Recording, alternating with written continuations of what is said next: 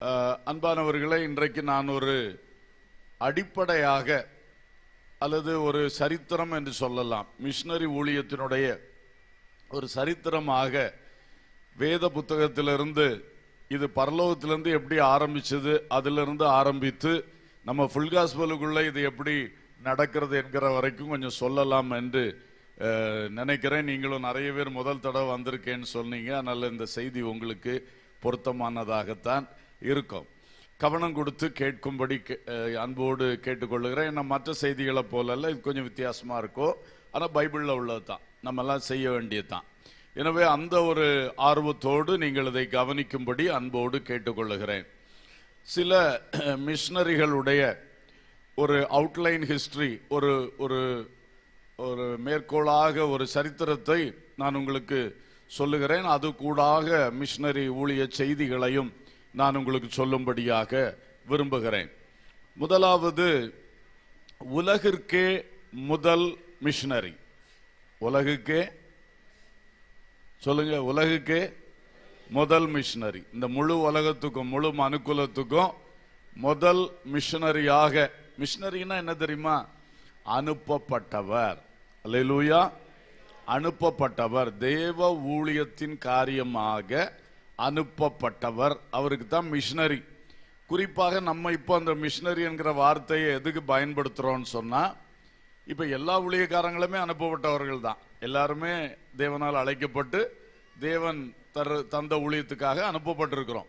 ஆனால் நம்ம இப்பொழுது மிஷனரி என்று குறிப்பிடுவது ஒரு மாற்று கலாச்சார மக்கள் நடுவிலே, வேற்று மொழி மக்கள் நடுவிலே அங்கே கடந்து செல்லுகிற ஊழியக்காரர்ல மிஷனரிகள் என்று பொதுவாக இந்த ஸ்தாபனத்திலே நாம் அவர்களுக்கு மட்டும்தான் மிஷனரிகள்னு சொல்லுகிறோம். எல்லாரும் ஒரு பக்கம் மிஷனரிகள் தான், அனுப்பப்பட்டவர்கள் தான். ஆனால் நம்மளை அப்படி நம்ம சொந்த தமிழ் பாஷைக்குள்ளே ஊழியம் செய்கிறோம். எல்லாம் ஒரே கலாச்சாரம், ஒரே விதமான பழக்க வழக்கம் உள்ள மக்களுக்கு ஊழியம் செய்கிறோம். ஆனால் மற்ற மாநிலங்களுக்கு கடந்து சென்று வேற்று மொழி, மாற்று கலாச்சாரம், இவங்கள் மத்தியில் போயிருக்கிறவங்கள தான் நம்ம மிஷனரிஸ் அப்படின்னு சொல்லி அவங்களுக்கு பெயர் கொடுத்துருக்கோம். சரி, இப்போ உலகத்திற்கே வந்த முதல் மிஷனரி ஆண்டவராகிய இயேசு கிறிஸ்து. ஒரு அல்லேலூயா சொல்லுவோம். அல்லேலூயா, ஸ்தோத்திரம். அவர் பரலோகத்தில் இருந்தவர், இப்பொழுதும் இருக்கிறவர், வார்த்தையாக பிதாவின் மடியில் இருந்தவர். அவர் பிதாவினால் அனுப்பப்பட்டு இந்த உலகத்திற்கு மிஷனரியாக புறப்பட்டு வந்தார். அல்லேலூயா. கன்னி மரியாளுடைய வயிற்றிலே அவருக்கு, அந்த வார்த்தையானவருக்கு ஒரு மாம்ச உருவம் கொடுக்கப்பட்டது. அதிலே அவர் ஒரு மனுஷனாக இந்த உலகத்தில் பிறந்து இந்த உலகத்தில் 33.5 ஆண்டுகள் அவர் வாழ்ந்தார். அல்லேலூயா. 3.5 ஆண்டுகள் ஊழியம் செய்தார். அது ஒரு மிகப்பெரிய மிஷனரி பணி என்று தான் நாம் சொல்ல வேண்டும். ஏன்னா பரலோகத்திலே வாழ்ந்து கொண்டிருந்தவர் பூலோகத்தில் வாழணும்னா எவ்வளோ பெரிய தியாகம், எவ்வளோ பெரிய கஷ்டம். பல விதங்களும் இந்த பூலோகம் ரொம்ப மோசமானது, பரலோகம் எந்த தீமையுமே இல்லாத ஒரு இடம். அல்லேலூயா. இங்கே சாதா இயற்கையை குறித்து பார்க்கும் பொழுதும் அநேக பொல்யூஷன், கலப்படங்கள் நிறைந்தது. காற்றுல பொல்யூஷன் இருக்கு, விஷம் கலந்திருக்கு, தண்ணியில விஷம் கலந்திருக்கு, எங்க பார்த்தாலும் என்னதான், எல்லாமே கெட்டு போய் கிடக்குது. அதில் பரலோகத்தில் அந்த மாதிரி ஒரு கெடுதியும் கிடையவே கிடையாது. அல்லேலூயா. அது மாதிரி பழக்க வழக்கங்களும் மனுஷனுடைய தன்மைகளும் எல்லாமே கெட்டு போய் கிடக்குது. ரொம்ப மோசமான உலகம், பாவம் நிறைந்த உலகம், தீமைகள் நிறைந்த உலகம். அங்கே இது ஒண்ணுமே கிடையாது. அல்லேலூயா. அப்படிப்பட்ட இடத்தை விட்டுட்டு அவர் இங்க வந்திருக்கிறார்னா அவரை போல தியாகமுள்ள மிஷனரி வேற ஒருத்தரும் இல்லவே இல்லை. அல்லேலூயா, ஸ்தோத்திரம். அவர் வந்தார். அவர் எப்படி வந்தார்? ஏசாயா தீர்க்கதரிசன புத்தகம் 6வது அதிகாரம், ஸ்தோத்திரம், 8வது வசனம். பின்பு யாரை நான் அனுப்புவேன், யார் நமது காரியமாய் போவான் என்று உரைக்கிற ஆண்டவருடைய சத்தத்தை கேட்டேன். அதற்கு நான், இதோ அடியேன் இருக்கிறேன், என்னை அனுப்பும் என்றேன். இது ஏசாயா தீர்க்கதரிசி சொன்ன தீர்க்க தரிசன வார்த்தை. அவர் என்ன சொல்றாரு? ஒருவர் கேட்கிறார், யாரை நான் அனுப்புவேன்? நமது காரியமா யார் போவான் என்று ஒருவர் கேட்கிறார். அது ஆண்டவருடைய சத்தம் என்றும் அவர் சொல்லுகிறார். அப்ப அந்த ஒருவர் ஆண்டவர் கேட்கிறார். அதற்கு நான் இதோ அடியேன் இருக்கிறேன், என்னை அனுப்பும் என்றேன் என்று சொல்லுகிறார். இதை நம்ம அப்படி வாசிக்கும் பொழுது ஏசாயாவோடு தேவன் பேசி இருக்கிறார். யாரை அனுப்புவேன், யார் நமது காரியமாய் போவான் என்று. அப்ப ஏசாயா பதில் சொல்லி இருக்கிறார், இதோ அடியேன் இருக்கிறேன், என்னை அனுப்பும். ஒரு பக்கம் உண்மைதான், ஏசாயாவும் ஒரு ஊழியக்காரர், தீர்க்கதரிசி. கர்த்தர் அவரை அழைத்து ஜனங்களுக்கு தேவனுடைய வார்த்தையை சொல்லுகிற தீர்க்கதரிசியாக அனுப்பினார். ஆனா அவர் உரைத்த இந்த வசனம் ஒரு தீர்க்க தரிசன வசனம். அது ஏசாயாவை மட்டும் குறிக்கிற விஷயம் அல்ல. தீர்க்க தரிசனம் ஒரு காலத்தில் உள்ளதை சொல்லும், காலங்களில் உள்ளதை சொல்லும். அதே மாதிரி இந்த வசனத்தை, இதனுடைய அடுத்த ஒரு கருத்து எபிரேயர் நிருபத்தில் 10வது அதிகாரம் 7வது வசனத்தை நம்ம வாசித்தால் புரியும். எபிரேயர் 10:7. அப்பொழுது நான், தேவனே உம்முடைய சித்தத்தின்படி செய்ய இதோ வருகிறேன், புஸ்தகச் சுருளில் என்னை குறித்து எழுதியிருக்கிறது என்று சொன்னேன் என்றார். இது இயேசு கிறிஸ்து சொன்னதாக எபிரேய நிருபக்காரர் பல காரியங்களை எழுதி வரும் பொழுது இதை சொல்லுகிறார். அப்போ உம்முடைய சித்தத்தின்படி செய்ய இதோ வருகிறேன் என்று இயேசு கிறிஸ்து ஒப்பு கொடுத்தார். அதை புஸ்தக சுருளில் எழுதி வைத்திருக்கிறதுன்னு சொல்றார். என்ன புஸ்தக சுருள்? ஏசாயா புஸ்தக சுருள். அல்லேலூயா. அந்த காலத்துல இந்த மாதிரி புக்கு வடிவம் வர்றதுக்கு முன்னாடி புஸ்தக சுருள் வடிவம் இருந்தது. அப்போஸ்தலர் 8ஆம் அதிகாரத்திலே கந்தாகையின் நிதி மந்திரி எருசலேமுக்கு தொழுகை செய்ய வந்துவிட்டு திரும்ப போகும் பொழுது அந்த எருசலேம் தேவாலயத்திலே இருந்த ஒரு புஸ்தக சுருளை விலைக்கு வாங்கிட்டு போறான். அதை ரதத்தில் படிச்சுட்டே போறார். அது என்ன புஸ்தக சுருள்? பிறகு பிலிப்பு போய் சேர்ந்தவொன்னு தான் நமக்கு தெரிய வருது, ஏசாயா எழுதின புத்தகம். அல்லேலூயா. அதுதான் இங்கே சொல்லி இருக்கு, புஸ்தக சுருளில் என்னை குறித்து எழுதி இருக்கிறது. அப்போ இது ஏசாயாவை மட்டும் சொல்றவுடைய விஷயம் அல்ல. அன்றைக்கு ஏசாயாவுக்கு இது பொருத்தமா இருந்தாலும் இது இயேசு கிறிஸ்துவுக்கும் பிதாவானவருக்கும் உண்டான ஒரு சம்பாஷணையை தீர்க்க தரிசன மொழியிலே வெளிப்படுத்தப்பட்டிருக்கிற ஒரு விஷயம். அல்லேலூயா. அப்போ பிதாவானவர் நமக்கு தெரியும், பிதா, குமாரன், பரிசுத்தாவியானவர், அவர்களுக்குள் ஒரு சம்பாஷணை நடக்குது. பிதா கேட்கிறார், யாரை நான் அனுப்புவேன்? யார் நமது காரியமாய் போவான்? அல்லேலூயா. அப்ப அவர் மடியிலிருந்தே வார்த்தையானவர் பதில் கொடுக்கிறார், என்னை அனுப்பும், இதோ அடியேன் இருக்கிறேன். ஹல்லேலூயா. அதுதான் பிதாவானவர் தம்முடைய சித்தத்தை வெளிப்படுத்தினதும் இயேசு கிறிஸ்து அவருடைய சித்தத்துக்கு அர்ப்பணித்து மிஷனரியாக புறப்பட்டு வர அர்ப்பணித்ததுமான விஷயம். அதுபோல இயேசு கிறிஸ்துவை பிதாவானவர் அனுப்பினார். அவர் பூமிக்கு வந்தார். அவர் செய்த ஊழியம் 3.5 வருட ஊழியங்கள் தான். அந்த 3.5 வருட ஊழியங்களை நீங்க பாத்தீங்கன்னா, அவர் பிறந்தது பெத்லகேமிலே. அது இஸ்ரவேல் தேசத்திலே இருக்கிறது. பெத்லகேம் எருசலேமுக்கு பக்கத்திலே இருக்கக்கூடிய ஒரு கிராமம், தாவீதின் நகரம், தாவீது ராஜாவுடைய சொந்த ஊர். அதிலே இயேசு கிறிஸ்து தாவீதின் வம்சத்தில் வந்த யோசேப்பு என்பவனுக்கு, மரியாள் என்பவளுக்கு குமாரனாக ஆண்டவர் கொடுத்தார். அப்போ இவர் தாவீதின் வம்சத்திலே அந்த இஸ்ரவேல் தேசத்துல பெத்லகேம்ல பிறந்திருக்கிறார். அந்த மாகாணத்துக்கு பேரு யூதேயா, யூதேயா மாகாணம். அப்புறம் இவர் வளர்ந்ததெல்லாம் நாசரேத்து என்று சொல்லுகிற இன்னொரு ஊர். அந்த ஊர் கலிலேயா என்று சொல்லுகிற பக்கத்து மாகாணத்தில் இருக்கு. அதுவும் இஸ்ரவேலுக்குள்ளதான் இருக்கிறது. இயேசு பிறந்தது யூதேயாவிலே, வளர்ந்ததெல்லாம் எங்க? நாசரேத்திலே. அதிகமாக அவர் ஊழியம் செய்தது அந்த கலிலேயா மாகாண பகுதிகளிலே. அவருக்கு அங்க தலைநகரம் மாதிரி, அவர் ஊழியத்துக்கு ஹெட் குவார்டர் மாதிரி வச்சிருந்தது கப்பர்நகூம். அங்கே பேதுரு என்கிற சீஷன், பிரதான சீஷனுடைய மாமியார் வீடு இருந்தது. அதுல தான் இயேசு அதிகமா போய் தங்குவாரு. அவருக்கு கப்பர்நகூம் தான் அவருடைய ஊழியத்திலே மிகப்பெரிய ஒரு ஹெட் குவார்டர் மாதிரி. ஆனா அடிக்கடி யூதேயாவுக்கு போவார், எருசலேமுக்கு, அதான் தலைநகர் பட்டணம். அங்க போவார். அங்கதான் தேவாலயம் இருந்தது. அந்த தேவாலயத்தில் பண்டிகைகள் உண்டு. அப்பொழுதெல்லாம் இயேசு போவார். அங்க போய் ஊழியம் செய்யும் பொழுது ஜான் மார்க் என்பவனுடைய வீட்டிலே, அதான் மேல் வீட்டறை என்று பைபிள்ல படிக்கிற இடம், எருசலேமின் மேல் வீட்டறை உள்ள வீடு. அந்த மேல் வீட்டறையிலே கர்த்தர் தங்கியிருப்பார், இருந்து ஊழியம் செய்வார் அந்த ஜான் மார்க்குடைய வீட்டிலே. இப்படி இந்த ரெண்டுமே ஓரளவு பார்த்தீங்கன்னா யூதேயா முழுவதும் யூதர்களால் நிறைந்த இடம், யூதா கோத்திரத்துடைய இடம். கலிலேயா கொஞ்சம் மிக்ஸா இருக்கும். புறஜாதியாருடைய கலிலேயான்னு ஒன்று இருக்குது, இஸ்ரவேலர்களும் இருந்தார்கள். அப்படி இருந்தது. ஆண்டவர் இந்த ரெண்டு இடத்துலையும் ஊழியம் செய்தார். அருகாமையில் சமாரியா என்ற ஒரு இடம் இருந்தது. அது ஒரு அடுத்த ஒரு தேசமாகத்தான் அந்த நாட்களில் கருதப்பட்டது. சரித்திரம் தெரிஞ்சவங்களுக்கு தெரியும், சாலமன் ராஜாவுடைய மகன் ரெகொபெயாம் காலத்திலே இஸ்ரவேலுடைய 12 கோத்திரங்களிலே 10 கோத்திரங்கள் பிரிந்து போய்விட்டார்கள் யெரொபெயாம் தலைமையிலே.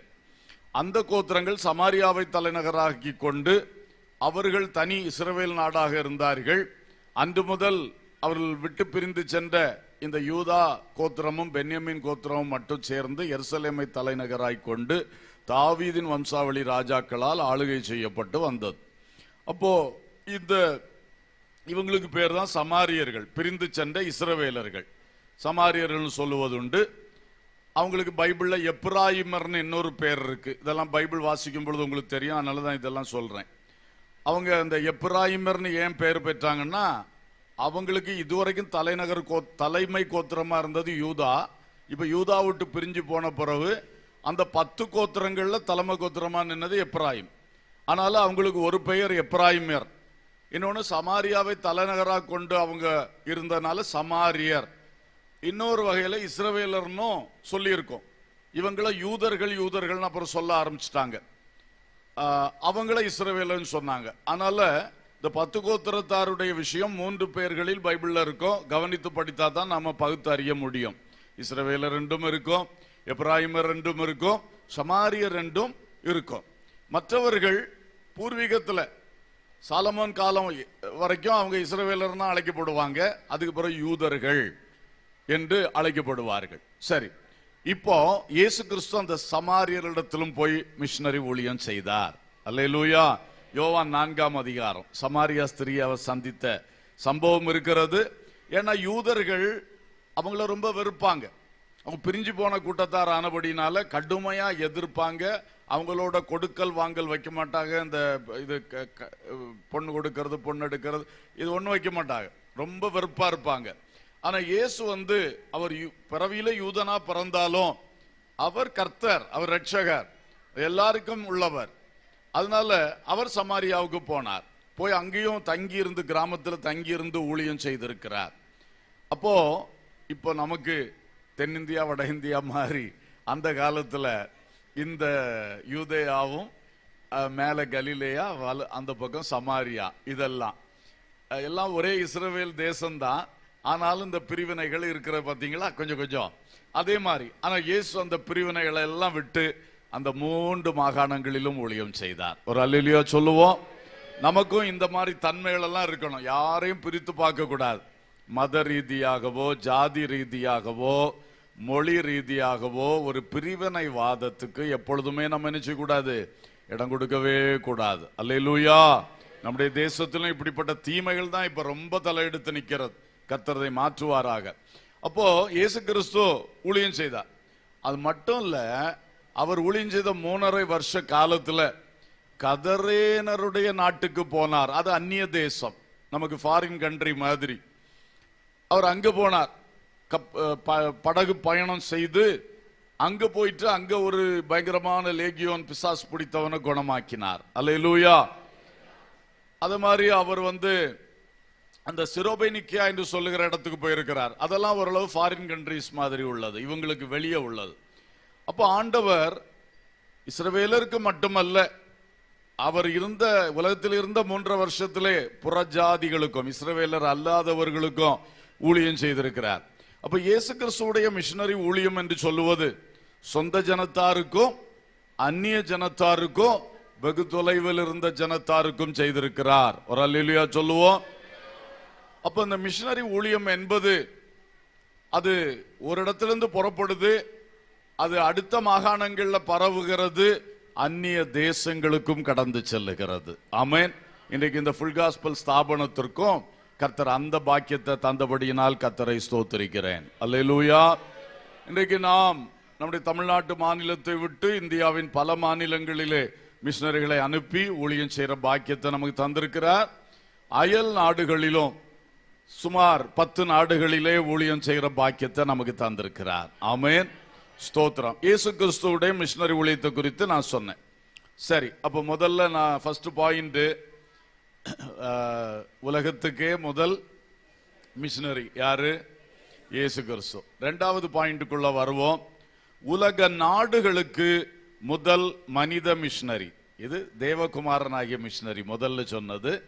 இனி சொல்ல போறது உலக நாடுகளுக்கே முதல் மனுஷ மிஷனரி. ஒரு மனுஷன மிஷனரியாக ஆண்டவர் இந்த உலக நாடுகளுக்கு அனுப்பினார். அவர்தான் பவுல். அல்லேலூயா.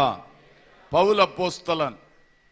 அவரை ஆண்டவர், இது இயேசு கிறிஸ்துவின் காலத்துக்கு பிறகு, இயேசு கிறிஸ்து பரமேறி சென்ற பிறகு மனிதர்களில் ஒருவனை தெரிந்தெடுத்து உலக நாடுகள் எல்லாம் போய் மிஷனரி ஊழியத்தை செய்து சபைகளை ஸ்தாபிக்கிறதுக்காக இந்த சவுல் என்கிற பவுலை கர்த்தர் தெரிந்து கொண்டார். இதெல்லாம் நமக்கு ஓரளவு தெரிஞ்ச சரித்திரம் தான் சொல்லுகிறேன். ஒரு அல்லேலூயா சொல்லுவோம். ஸ்தோத்திரம். இப்போ அப்போஸ்தலர் 13ஆம் அதிகாரம் 2-3 ஆகிய வசனங்கள். அவர்கள் கர்த்தருக்கு ஆராதனை செய்து உபவாசித்துக் கொண்டிருக்கிற போது பர்னபாவையும் சவுலையும் நான் அழைத்த ஊழியத்துக்காக அவர்களை பிரித்து விடுங்கள் என்று பரிசுத்த ஆவியானவர் திருவுளம் பற்றினார். அப்பொழுது உபவாசித்து ஜெபம் பண்ணி அவர்கள் மேல் கைகளை வைத்து அவர்களை அனுப்பினார்கள். அல்லேலூயா. பிள்ளைங்க, தம்பி, உங்களுக்குள்ள பேசிட்டு இருக்க கூடாது, இங்கே கவனிச்சுட்டே இருக்கணும். ஓகே? பேசினா எழுப்பி விட்டு இங்கே கூட்டிட்டு வந்து நான் என்ன சொன்னேன்னு சொல்லுவேன். சரியா? கர்த்தருக்கு ஸ்தோத்திரம். பாருங்க, இயேசு கிறிஸ்துவுடைய ஊழியத்திலே 12 அப்போஸ்தலர்களை அவர் எழுப்பினார். அவர்கள் எருசலேமிலே ஊழியம் செய்ய ஆரம்பிச்சாங்க. அப்புறம் உபத்திரவத்தினால சிதறி போய் பல இடங்கள்ல சுவிசேஷத்தை அறிவிச்சாங்கன்னு அப்போஸ்தலர் நடபடிகள்ல நம்ம படிக்கிறோம். அப்படி போன இடத்துல சீரியா நாட்டிலே அந்தியோகியா என்கிற பட்டணத்திலே ஒரு ஊழியம் எழும்பி விட்டது. அந்த சபை நல்லா ஸ்ட்ராங்கா வளர்ந்து வந்தது. அதுல தான் இந்த பர்னபாவும் சவுல் என்கிற பவுலும் ஒரு உதவி ஊழியக்காரர்களாக கொஞ்ச காலம் செயல்பட்டு வந்தாங்க. அப்படி செயல்பட்டு வந்த நேரத்தில் நடந்த ஒரு சம்பவத்தை தான் அப்போஸ்தலர் 13ஆம் அதிகாரம் நமக்கு சொல்லுகிறது. அந்த அந்தியோகியா சபையில ஒரு உபவாச ஜெபம் நடக்குது.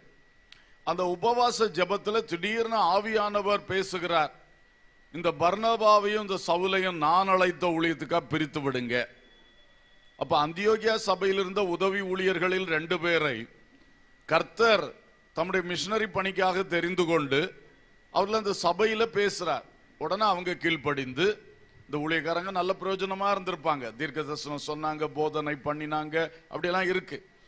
அவ்வளவு அந்த ஊழியத்துக்கு சபைக்கு பிரயோஜனமா இருந்தவங்களை ஆவியானவர் சொன்னார் என்று சொல்லி கீழ்ப்படிந்து எல்லாரும் சேர்ந்து அவங்களுக்காக ஜெபம் பண்ணி அவங்கள கர்த்தர் அழைத்த ஊழியத்துக்காய் அனுப்பினார்கள். அல்லேலூயா.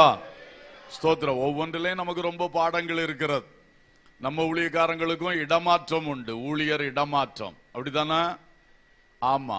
அப்ப தேவனுடைய நடத்துதல் படி நம்மை நடத்துகிறவர்கள் நம்முடைய சபையில் உள்ள ஒரு ஊழியக்காரரை இன்னொரு சபைக்கு அனுப்பும் பொழுது அந்த அந்தியோகியா சபையாரை போல சந்தோஷமா ஜெபத்தோடு அனுப்பி வைக்கணும். ஒரு அல்லேலூயா. ஆமா. அப்போ போய் உங்கள் கருத்துக்களை எல்லாம் சொல்லிக்கிட்டே இருக்க கூடாது. ஏன்னா கர்த்தருடைய ஊழியம் யாருடையது? கர்த்தருடையது. கர்த்தருடையது. சரி, இவங்க சந்தோஷமா அனுப்பி வச்சாங்க. அந்த பவுல் புறப்பட்டு போய் அவர் செய்த ஊழியங்கள் இந்த அப்போஸ்தலர் நடபடிகள்ல பதிவு செய்யப்பட்டிருக்கிறது. அல்லேலூயா. அவருடைய முதல் மிஷனரி பயணம், அவருடைய 2வது மிஷனரி பயணம், அவருடைய ரோமாபுரி பயணம், இதுதான் அந்த அப்போஸ்தலர் நடபடிகள்ல 13ஆம் அதிகாரம் தொடங்கி கடைசி அதிகாரம் வரை இருக்கிற விஷயமே இதுதான். பவுலுடைய, அதாவது இந்த உலகத்துல உலக நாடுகளுக்காக தேவன் தெரிந்து கொண்ட முதல் மிஷனரியுடைய ஊழியங்கள் அப்போஸ்தலர் நடபடிகள் 13 தொடங்கி ஃபுல்லா எழுதப்பட்டிருக்கிறது. அல்லேலூயா. அந்த மனுஷனுடைய ஊழியம் இன்றைக்கும் அவருடைய ஊழியத்தினால தான் இன்றைக்கு இருக்கிற ஐரோப்பிய நாடுகள், பல நாடுகளில் அவர் ஊழியம் செய்திருக்கிறார். டர்க்கி, துருக்கி தேசம் தொடங்கி அந்த பக்கம் ஐரோப்பிய நாடுகள்ல, பல நாடுகள்ல இன்னைக்கும் பல நாடுகள் கிறிஸ்தவ நாடுகளா இருக்கிறது காரணம் அன்னைக்கே பவுல் மூலம் விதைக்கப்பட்ட சுவிசேஷ விதைகள். ஒரு அல்லேலூயா சொல்லுவோம். அவரை கர்த்தர் அதற்காக தெரிந்து கொண்டார். அவர் நல்ல ஒரு வைராக்கியம் உள்ள தேவ மனிதனாக, நல்ல சத்தியத்திலும் ஸ்ட்ராங்கா இருந்தாரு, ஆவியிலும் ஸ்ட்ராங்கா இருந்தாரு, தியாகத்திலும் சரி, ஜெபத்திலையும் சரி, போதனையில சரி, ஒரு தகப்பனாக விளங்குகிறதுல சரி, எதுலையும் அந்த மனுஷன் ஒரு குறை சொல்லுக்கு இல்லை. அவ்வளவு தூரம் எல்லாருக்கும் ஒரு எக்ஸாம்பிளாக, நல்ல ஒரு எடுத்துக்காட்டாக அவர் நல்ல ஊழியத்தை செஞ்சிருக்கிறார். கர்த்தர் இந்த உலக நாடுகளுக்கு என்று தெரிந்து கொண்ட முதல் மனித மிஷனரி அப்போஸ்தலனாகிய பவுல். ஒரு அல்லேலூயா சொல்லுவோம். அல்லேலூயா, ஸ்தோத்திரம். இனி மூன்றாவது பாயிண்ட்டுக்குள்ள வருகிறேன். இந்தியாவுக்கு முதல் மிஷனரி. உலக நாடுகளில் ஒன்றுதான் என்னது? இந்தியா தேசம். இந்த இந்தியாவுக்கு ஆண்டவர் செய்யறத பாருங்க. பரலோகத்திலிருந்து தன் குமாரன் இயேசு கிறிஸ்துவையே தேவன் நமக்காக இந்த உலகத்துக்காக அனுப்பினார். அடுத்தது இதிலிருந்து ஒரு மனுஷனை எடுத்து, பவுலை எடுத்து உலக நாடுகள் எல்லாம் மிஷனரி ஊழியத்தை செஞ்சார். குறிப்பாய் நாம் வாழும் இந்தியாவுக்கு நேரா வருவோம். இந்தியாவுக்கு நேரா நம்ம பார்க்கும்போது நமக்காக ஆண்டவர் ஒரு மிஷனரியை அனுப்பினார். அவர் யார்? அப்போஸ்தலனாகிய தோமா. அல்லேலூயா. தோமா. இப்ப பேதுரும் நல்லா தான் ஊழியம் செஞ்சார், பவுலும் நல்லா தான் செஞ்சார், யோவான் செஞ்சார், எல்லாரும் செஞ்சாங்க. இப்ப நம்ம எல்லாருடைய ஊழியத்தை பார்த்துட்டு இருக்கிறதுக்கு நமக்கு டைம் கிடையாது. நம்ம இப்ப நம்முடைய கண்ணோட்டத்துல கொண்டு வர்றோம் இல்லையா? பரலோகத்திலிருந்து வந்த முதல் மிஷனரி ஆகிய இயேசு, அவர் உருவாக்கின 12 பேர்ல ஒருத்தரை எங்க அனுப்பி கொடுத்தாரு? என்ன பாக்கியம்! ஹல்லேலூயா. இந்த தோமாவை குறித்து நிறைய விஷயம் பைபிள்ல இருக்கு. பட் ஒன்னு மட்டும் நான் வாசிக்கிறேன். மார்க்கு சுவிசேஷம் 16ஆம் அதிகாரம் 14-15 வாசிக்கிறேன். அதன் பின்பு 11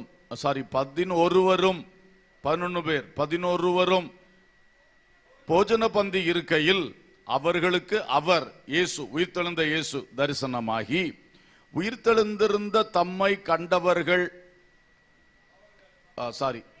கண்டவர்களை அவர்கள் நம்பாமற் போனது நிமித்தம் அவர்களுடைய அவிசுவாசத்தை குறித்தும் இருதய கடினத்தை குறித்தும் அவர்களை கடிந்து கொண்டார். ஆமென். பின்பு அவர்களை அவர் நோக்கி, நீங்கள் உலகமெங்கும் போய் சர்வ சிருஷ்டிக்கும் சுவிசேஷத்தை பிரசங்கிங்கள் என்றார். சுருக்கமா வாசிக்கிறேன், மற்றபடி இது தெளிவா மற்ற சுவிசேஷங்கள்ல இருக்கு. உயிர்த்தெழுந்த இயேசு முதலாவது அவர் தரிசனம் கொடுக்கும் போது 10 சீஷர்கள் தான் இருந்தாங்க. தோமா ஆப்சென்ட் ஆயிட்டார், எங்க போனாருன்னு தெரியல. அப்போ அந்த 10 பேரும் அவர் வந்த பிறகு சொன்னாங்க, இவர் நம்ப மாட்டார். அது எப்படி? நான் அவரை நேரில் பார்த்தாதான் நம்புவேன், அப்படி இப்படின்னு சொன்னார். அதுக்கு அவருக்காகவே திரும்ப இயேசு 2ஆம் விசை சீசர் கூட்டத்துக்குள்ள வந்தார். அல்லேலூயா. அப்ப இந்த 11 பேரும் இருந்தாங்க. ஆமென். அப்ப தோமா சாதாரணப்பட்ட ஆள் இல்ல. தோமா மேல ஆண்டவர் ரொம்ப ஒரு முக்கியத்துவம் வச்சிருக்கிறாரு. அவருக்காகவே 2ஆம் விசை தரிசனமானார். அல்லேலூயா. ஆனா மறுபக்கம் சந்தேக பேர் வழி, சந்தேகப்பட்டிருக்க கூடாது. ஆனா அவர் சந்தேகப்பட்டார். ஆனாலும் பாருங்க, தேவன் அவர் மேல் வைத்த ஒரு அன்பும், நம்ம தேசத்தின் மேல் ஆண்டவர் வச்சிருந்த அந்த கரிசனையினால தான் இந்த மனுஷன் இப்படி விசுவாசிக்காம எங்கேயா போயிடக்கூடாதுன்னு சொல்லி அவரை தேடி திரும்ப தரிசனமானார். ஹல்லேலூயா. இயேசு நம்முடைய தேசத்தின் மேல் வைத்திருந்த அன்பை இதெல்லாம் வெளிக்காட்டுகிறது. அப்போ அவருக்கு வெளிப்படுத்தி அவர் சொன்னார், தோமா நீ என்ன விசுவாசி, நான் ஒரு வெறும் ஆவி அல்ல, நான் சரீரத்தோட உயிரோடு எழும்பி இருக்கிறேன். எனக்கு தொட்டு பாருப்பா, எனக்கு எலும்பு இருக்கு, எனக்கு மாம்சம் இருக்கு, என்னுடைய விழாவில் உண்டான காயத்துல கூட நீ தொட்டு பாரு அப்படிலாம் சொல்லி, அப்போ அவரு சொன்னார், ஆண்டவரே அப்படின்னு ரொம்ப சரண்டர் ஆயிட்டார். அப்ப கர்த்தர் சொன்னாரு, என்னை காணாதிருந்தும் விசுவாசிக்கிறவங்க அதிக பாக்கியவான்கள். அல்லேலூயா. அப்ப கூட நான் நினைக்கிறேன் நம்மளை தான் நினைச்சிருப்பார். தோமா நீ பார்த்து விசுவாசிக்கிற, ஆனா இனி நீ சொல்றத கேட்டு ஒரு கூட்டம் காணாமல் இருந்து என்ன செய்ய போகுது? விசுவாசிக்க போகுது. அல்லேலூயா. அந்த கூட்டம் நம்ம தான். அப்போ இயேசு நம்ம மேல வச்ச அன்பை இந்த ஒவ்வொரு வார்த்தைகளிலும் நாம அதிகமா உணர முடிகிறது. அல்லேலூயா. அவர் சொன்ன அந்த இறுதி கட்டளை, நீங்கள் உலகம் எங்கும் போய் சர்வ சிருஷ்டிக்கும் சுவிசேஷத்தை என்ன பண்ணுங்க, ஆமா பிரசங்கியுங்கள் என்று சொன்னார். அப்ப அதே மாதிரி இந்த சீஷர்கள் எல்லாரும் கர்த்தர் அனுப்பின தேசங்களுக்கு ஒவ்வொருவரும் கடந்து சென்றார்கள். இந்த தோமாவை குறித்து பார்க்கும் பொழுது, முதல்ல இவர் மெசொப்பட்டோமியாவில் உள்ள எடேசா என்கிற பட்டணத்திலே ஊழியம் செய்தார். மெசொப்பட்டோமியா நாட்டிலே எடேசா என்கிற ஒரு பட்டணத்தில் போய் ஊழியம் செய்தார். அப்புறம் அப்போஸ்தலன் ததையுடன் கூட சேர்ந்து பாபிலோன்ல போய் ஊழியம் செஞ்சிருக்கிறார். எல்லாருக்கும் டிரான்ஸ்பர் உண்டு, நான் சொன்னேன்ல, தோமாவுக்கும் டிரான்ஸ்பர் உண்டு. அப்போ முதல்ல எடேசா பட்டணத்தில் ஊழியம் செஞ்சாரு. அப்புறம் எங்க போனாரு? பாபிலோன்.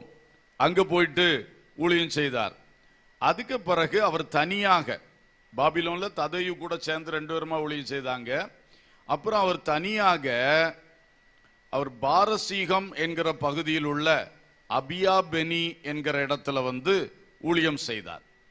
இந்த 3 இடங்கள்ல ஊழியம் செஞ்சிட்டு அடுத்ததாக கிறிஸ்துவுக்கு பின் 49வது ஆண்டிலே அவர் இந்தியாவுக்கு வந்தார். அல்லேலூயா. இந்தியாவுக்கு அவர் வந்த பொழுது 2 தடவை இந்தியாவுக்கு வந்ததா சரித்திரம் இருக்கு. இது முதல் தடவை கிபி 49.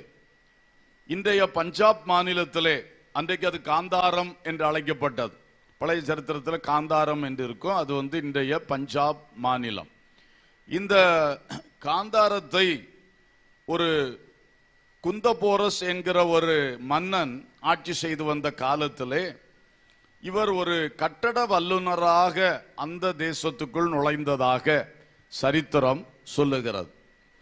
அப்புறம் அந்த குந்தபோரசுடைய மகன் இளவரசன் காட் என்பவன் மரித்து போன பொழுது தோமா அவனை இயேசுவின் நாமத்தில் உயிரோடு எழுப்பினார். அல்லேலூயா. அதனால் அந்த அரசன் அவன் விசுவாசத்துக்குள் வந்து தோமாவுக்கு அங்கே ஊழிய வாசல்கள் திறக்கப்பட்டது. அந்த ஊழிய வாசல்கள் திறக்கப்பட்ட நேரத்தில் குஷானியர்கள் படையெடுத்து இந்தியாவிலே வர ஆரம்பித்தார்கள். குஷானியருடைய படையெடுப்பு காரணமாய் வந்த கலகம் குழப்பங்கள் அதிகமாக இருந்தது. ஆகவே தோமாவுக்கும் அங்கே அதிக நாட்கள் தொடர்ந்து இருக்க முடியல.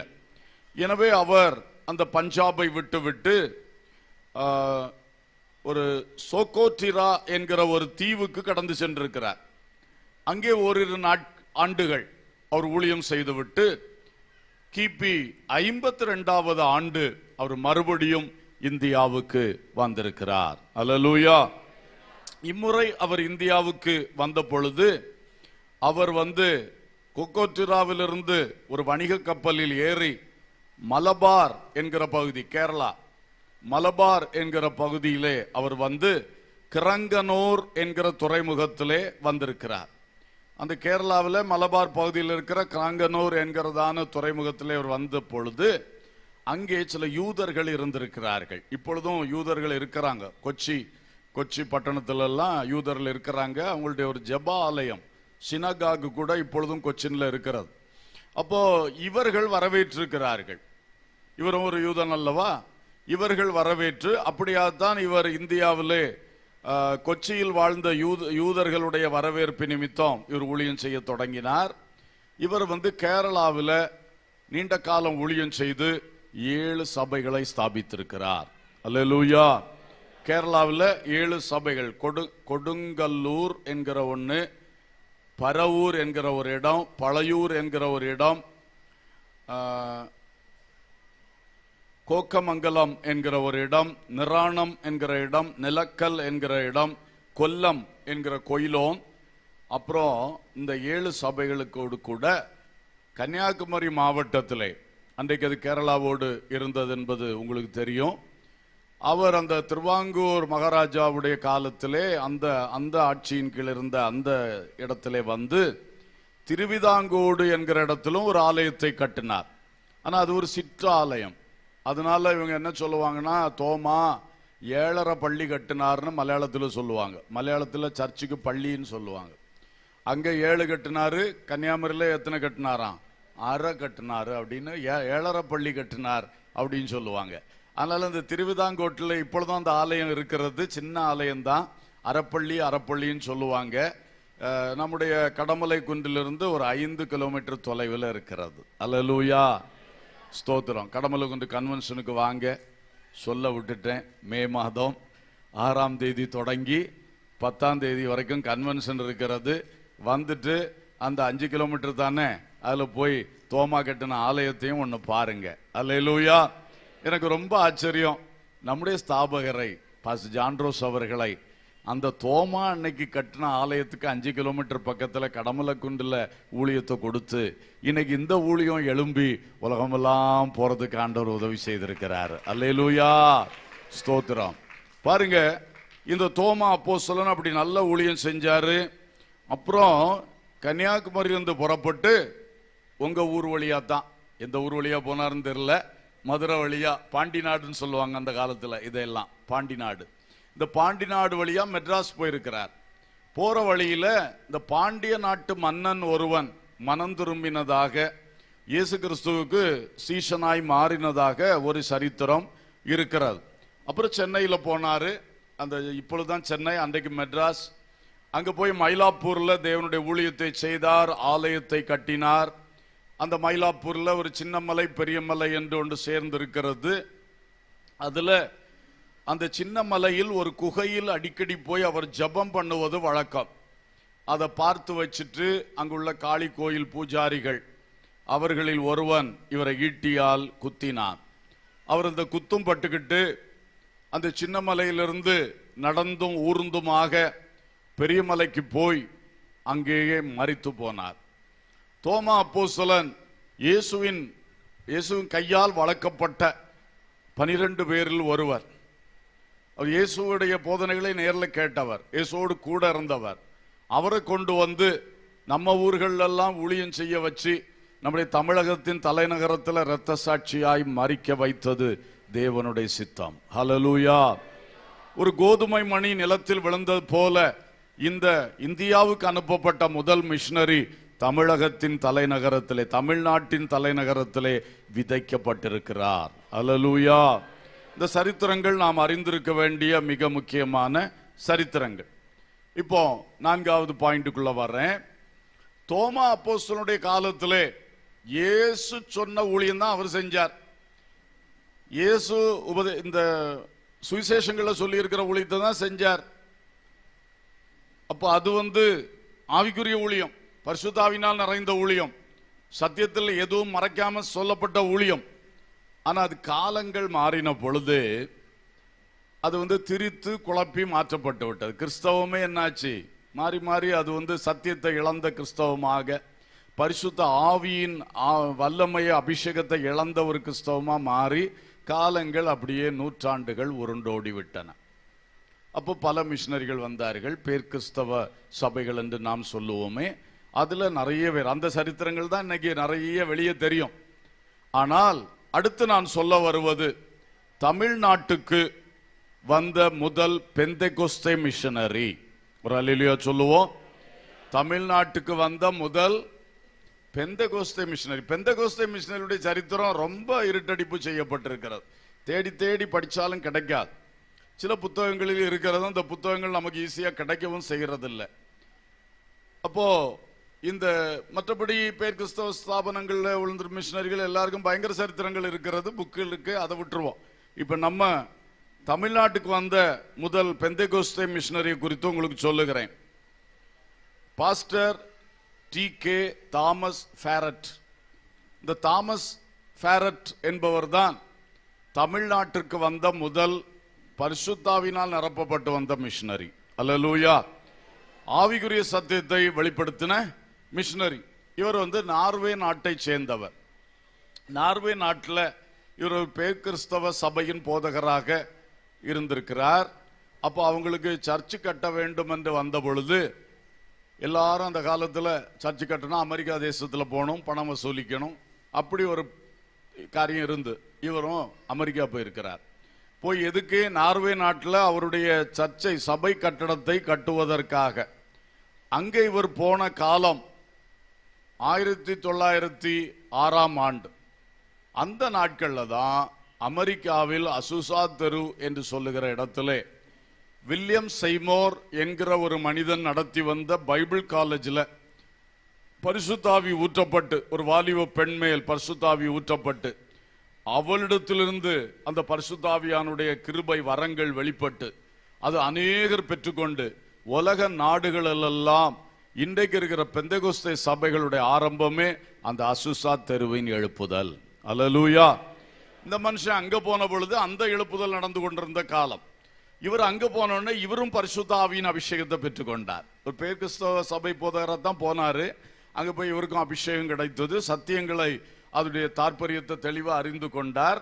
அப்படி இவர் அப்புறம் ஐரோப்பிய நாடுகளில் நல்ல ஊழியம் செய்திருக்கிறார்.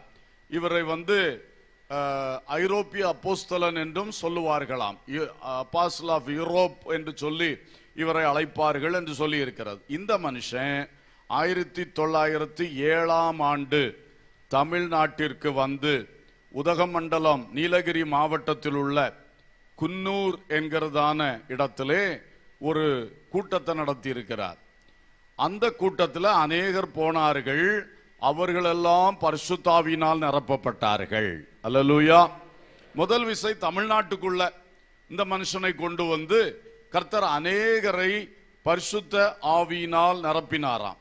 அதுல முக்கியமா 2 விவாகமாகாத பெண்கள், மிஸ் பவுன்சில் என்று ஒருவர், மிஸ் ஆல்டுவிங்கிள் என்று ஒருவர், 2 பேர் விவாகமாகாதவர்கள். அந்த காலத்தில் வெளிநாட்டுக்காரங்க இங்க இருந்தது உங்களுக்கு தெரியும். அவங்க குளிர் வாசஸ்தலமாக எப்பவும் அந்த உதகமண்டலம் இதெல்லாம் அவங்க போயிருப்பாங்க. அப்படித்தான் இவங்க அந்த குன்னூர்ல வச்சு இந்த 2 விவாகமாகாத சகோதரிகள் இவங்க பரிசுத்த ஆவியினால நிரப்பப்பட்டாங்க. கர்த்தருக்கு ஸ்தோத்திரம். இனி அடுத்த காரியத்துக்குள் வருகிறேன். 5வது, குமரி மாவட்டத்துக்கு முதல் பெந்தெகோஸ்தே மிஷனரி. அல்லேலூயா. ஏன் இப்போ தமிழ்நாட்டில இருந்து குமரி மாவட்டத்துக்கு போயிட்டேன், ஏன் விருதுநகருக்கு வரல? அங்கிருந்து தான் திரும்ப இதெல்லாம் ஸ்டார்ட் ஆகி வந்துச்சு. புரியுதா? அந்த வழியில நம்ம போறோம். அல்லேலூயா, ஸ்தோத்திரம். அப்போ குமரி மாவட்டத்துக்கு முதல் பெந்தெகோஸ்தே மிஷனரி யாருன்னா இந்த 2 சகோதரிகள் தான். மிஸ் பவுன்சில், மிஸ் ஆல்டுவிங்கிள் என்று சொல்லுகிற விவாகமாகாத 2 சகோதரிகள். இவங்க அந்த நார்வே நாட்டு போதகர் தாமஸ் ஃபரட்டுடைய ஊழியத்திலே குன்னூரில் வைத்து அபிஷேகம் பெற்றுவிட்டு இவங்க அந்த தேவ வல்லமையினால நிரம்பி நேர குமரி மாவட்டத்துக்கு வந்திருக்கிறாங்க. அப்போ குமரி மாவட்டத்தில் இவங்க ஊழியம் செஞ்சிருக்கிறாங்க. அந்த சரித்திரம் பெரிதா இருக்கு, நமக்கு ரொம்ப அது தேவையில்லைன்னு நினைக்கிறேன். 1909ஆம் ஆண்டு அவங்க அந்த குமரி மாவட்டத்தில் முக்கியமாக மேற்கு பகுதி அதுல நிறைய ஊழியம் செஞ்சிருக்காங்க. நமக்கு தெரிஞ்ச ஊர் பேர் என்னது? குளச்சல், பிலாந்தோப்பு, ஐரணிபுரம், மேல்புறம், இந்த ஏரியாலாம் செஞ்சிருக்கிறாங்க. கர்த்தருக்கு ஸ்தோத்திரம். அவங்களுடைய ஊழியத்தினாலும் அநேகர் எழும்பி இருக்கிறார்கள். அல்லேலூயா. அப்போ ஷார்ட்டா நம்ம சொல்லும் பொழுது இந்த மிஷனரி ஊழியம் எப்படியெல்லாம் பரலோகத்திலிருந்து கடைசியில குமரி மாவட்டத்துக்கே அந்த தோமா போட்ட விதைகள் முளைத்தெழும்பத்தக்கதாக பரிசுத்த ஆவியானவர் இந்த 2 பெண்மணிகளை கொண்டு அங்கே இந்த மாதிரி பெந்தெகோஸ்தே ஊழியத்தை எழுப்பி இருக்கிறார். இன்னும் நாம் சொல்ல போனால் இவர்கள் தான் முதல் ஊழியம். இவங்களுடைய பேரு எந்த சரித்திரத்திலும் இல்லை, ஏதோ ஒரு சரித்திரத்தில் எனக்கு கிடைத்தது. ஆனா அதுக்கு பிறகு 1915ஆம் ஆண்டிலே அமெரிக்க தேசத்திலிருந்து மேரி சாப்மேன் என்ற ஒரு அம்மையார் வந்திருக்கிறார்கள். அவர்களும் குமரி மாவட்டத்திலும் கேரளா பகுதிகளிலும் பெங்களூரிலும் ஊழியம் செஞ்சிருக்காங்க. அந்த ஊழியங்களின் விளைவாக எழும்பினது தான் இன்றைய அசம்பிளிஸ் ஆஃப் காட் சபைகள் என்று சொல்லுவதுண்டு. அடுத்தது அவங்களோடு சேர்ந்து குறிப்பாக ராபர்ட் குக் என்று இன்னொருவரும் வந்திருக்கிறார். அவரும் அமெரிக்க தேசத்திலிருந்து வந்தவர். அவரும் ஊழியம் செய்து அவருடைய ஊழியத்தினுடைய விளைவாக வந்தது சர்ச் ஆஃப் காட் சபைகள் என்று சொல்லுவது உண்டு. இதெல்லாம் ஆதி சரித்திரங்கள் எல்லாம் எவ்வளவு துல்லியமா கரெக்டா இருக்குன்னு எனக்கு சொல்ல தெரியல, ஆனாலும் உங்களுக்கு ஒரு அறிவுக்காக சொல்லுகிறேன். அப்போ இந்த குமரி மாவட்டத்திலே இவர்களெல்லாம் வந்து குமரி மாவட்டம், கேரளா, பெங்களூர் போன்ற இடங்களில் ஊழியம் செய்து இப்படி வந்தது. சென்னையிலும் ஊழியங்கள் எழும்ப ஆரம்பித்தது.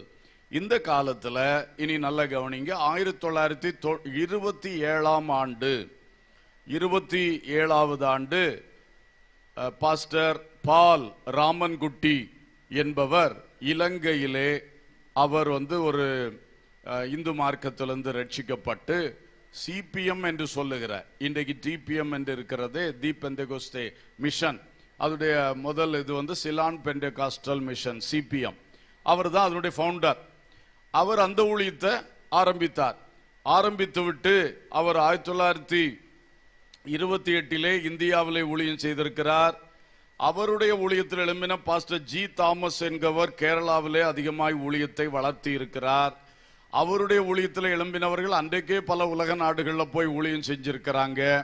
அதுல பாஸ்டர் டைட்டஸ் என்கிற ஒரு சிபிஎம் ஊழியர் மலேசியாவிலே ஊழியம் செய்து கொண்டிருந்தார்.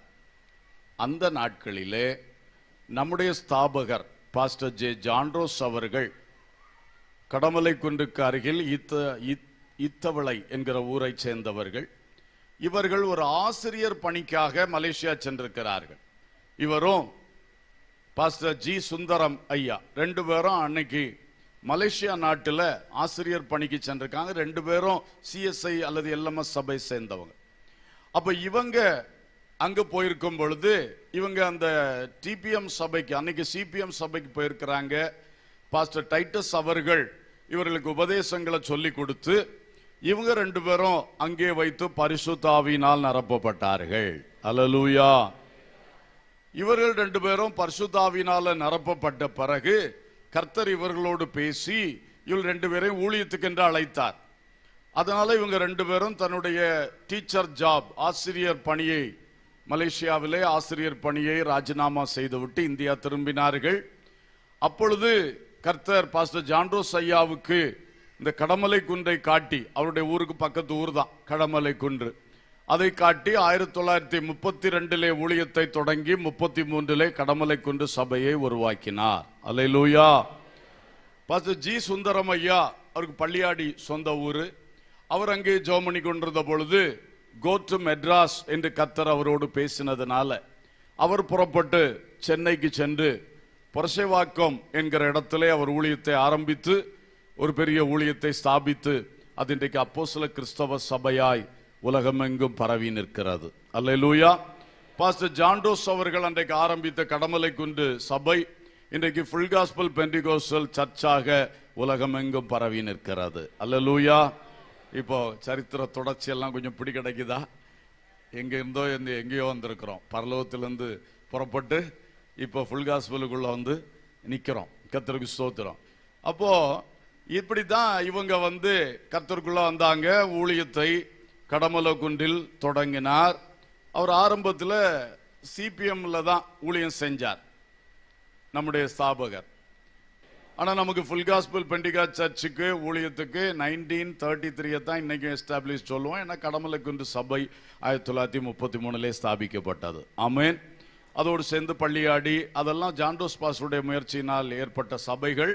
அவைகள் சேர்ந்து தான் இந்த ஃபுல் காஸ்பலுடைய அடிஸ்தானமாக இருக்கின்றது. கர்த்தருக்கு ஸ்தோத்திரம்.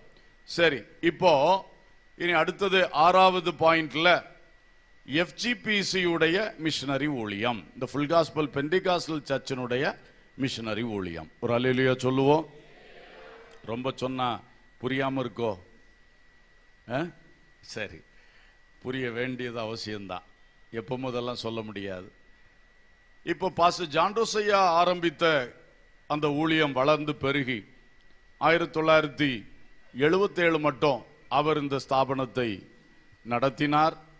கன்னியாகுமரி மாவட்டம், திருநெல்வேலி மாவட்டம், கோயம்புத்தூர் மாவட்டம், கேரளா, மலேசியா ஆகிய இடங்களில் அப்பொழுது அவருடைய காலத்திலே இந்த ஃபுல் காஸ்பல் சபைகள் வளர்ந்தன.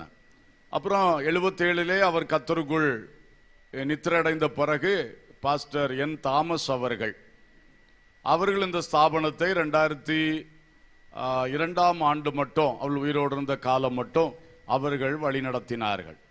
அப்போ அவருடைய காலத்திலே அவருக்கு ஆண்டவர் ஊழிய விரிவாக்கத்தை குறித்த நல்ல தரிசனத்தை கொடுத்து அவர் நிறைய திட்டங்கள் போட்டு பாஸ்டர் ஜான்ரோஸ் கட்டியெழுப்பின அந்த ஊழியத்தை பல இடங்களுக்கு கொண்டு சென்றார். அவருடைய உள்ளத்தில் எழும்பின தரிசனத்தில் ஒன்றுதான் தர்மபுரி ஊழியம். 100 ஆலயங்கள், 50,000 ஆத்துமாக்கள். இன்றைக்கும் அதை நாம் செயல்படுத்தி கொண்டே இருக்கிறோம். அவருடைய தரிசனத்தில் உண்டான ஒரு ஊழியம் தான் வட இந்திய மிஷனரி ஊழியம். நம்ம ஸ்தாபனத்திலிருந்தே மிஷனரிகளை அனுப்பின ஊழியம். அதை பற்றி தான் சகோதரர்கள் சொன்னார்கள். அந்த ஊழியத்தையும் நம்ம இன்றைக்கும் செயல்படுத்தி கொண்டு வருகிறோம். அப்போ பாஸ்டர் என் தாமஸ் அவர்களுடைய காலத்திலே 1990 ஆண்டிலே நெய்யூர் சபையில் வைத்து நடைபெற்ற ஒரு சென்டர் கன்வென்ஷனிலே நாம் மிஷனரிகளை அனுப்புகிறோம் என்கிறது அறிவிக்கப்பட்டது. அதுக்கு முன்னாடியே நான் சிறு பையனாக இருந்த பொழுதே காட்டாத்துறை சபையில் பாஸ்டர் தாமஸ் அவர்களுடைய மேய்ச்சலின் கீழே தான் நான் வளர்ந்தேன். என்னுடைய வாலிப நாட்களில் எனக்கு தெரியும், அவர் காட்டாத்துறை சபையில் மிஷனரிகளுக்காக ஒவ்வொரு சனிக்கிழமை உபவாச ஜெபத்திலும் ஜெபம் பண்ணுவார். ஒரு சில மிஷனரிகளை தாங்கி கொண்டு வந்தார். ஆனால் அப்பொழுதெல்லாம் இந்த ஸ்தாபனத்துக்கு மிஷனரிகள் கிடையாது. ஆனால் அவருக்கு அந்த பாரம். அப்பொழுது ஜெம்ஸ் ஊழியத்தின் சார்பாக ஒரு முறை உத்தரப்பிரதேசத்தினுடைய அந்த வாரணாசி, காசி பகுதிகளுக்கெல்லாம் அவர் போயிருக்கிறார். அப்பொழுதெல்லாம் அவருக்கு உண்டான அந்த ஒரு பெரிய தரிசனத்தால், பாரத்தால் தான் ஜெபித்து தைரியமாக முதல் விசை இந்த அறிவிப்பை கொடுத்தார். அப்பொழுது நம் நடுவிலிருந்து 3 பேர், பாஸ்டர் எஸ் பாலையன் காட்டாத்துறை சபை விசுவாசி, pastor G John Christopher Kerala ஆரியநாட்டு சபை விசுவாசி, பாஸ்டர் ஏ பிரபாகரன் குமரிமுனை சபை விசுவாசி, இந்த 3 பேரும் ஒப்பு கொடுத்தாங்க நாங்கள் மிஷனரிகளாக போகலான்னு சொல்லி. அவங்க 3 பேரையும் ஜெபம் பண்ணி உத்தரப்பிரதேசத்தை தெரிந்தெடுத்து, உத்தரப்பிரதேசத்தில் ஊழியமே இல்லாமல் இருந்த காலம், அந்த இருண்ட பிரதேசம் போல இருந்த அந்த இதை தெரிந்து கொண்டு பிலிபித் என்கிறதான ஒரு பட்டணத்திலே இவர்கள் 3 பேரும் அனுப்பப்பட்டார்கள். அங்கே போய் அந்த ஒன்றுமில்லாத இடத்துல, பாஷை கூட சரியா இவங்களுக்கு தெரியல, ஆனால் அவர்கள் தேவனுடைய அழைப்பையும் அனுப்பப்பட்டதையும் அவர்கள் தைரியமாக எடுத்துக்கொண்டு நின்றார்கள். இன்றைக்கு அந்த மிஷனரி ஊழியங்கள் தான் இவ்வளவு வளர்ந்து பெருகி நிற்கிறது. அல்லேலூயா. இன்றைக்கு வடக்கே நமக்கு சுமார் 100 ஊழியங்களை தேவன் தந்திருக்கிறார். அல்லேலூயா, ஸ்தோத்திரம். இந்த ஊழியத்திலே பாஸ்டர் தாமஸ் அவர்கள் தான் 3 திட்டங்களை வகுத்து தந்தார்கள். ஒன்று, எவ்ரி ஸ்டேட் எ மினிஸ்ட்ரி, ஒவ்வொரு மாநிலத்திலும் ஃபுல் காஸ்பல் ஒரு ஊழியமாக ஆரம்பிக்கணும்னு ஒரு திட்டம். ரெண்டாவது, every district a ministry in UP, உத்தரப்பிரதேசத்திலே ஒவ்வொரு மாவட்டத்திலும் ஒரு ஊழியமாக ஆரம்பிக்க வேண்டும் என்கிற திட்டம்.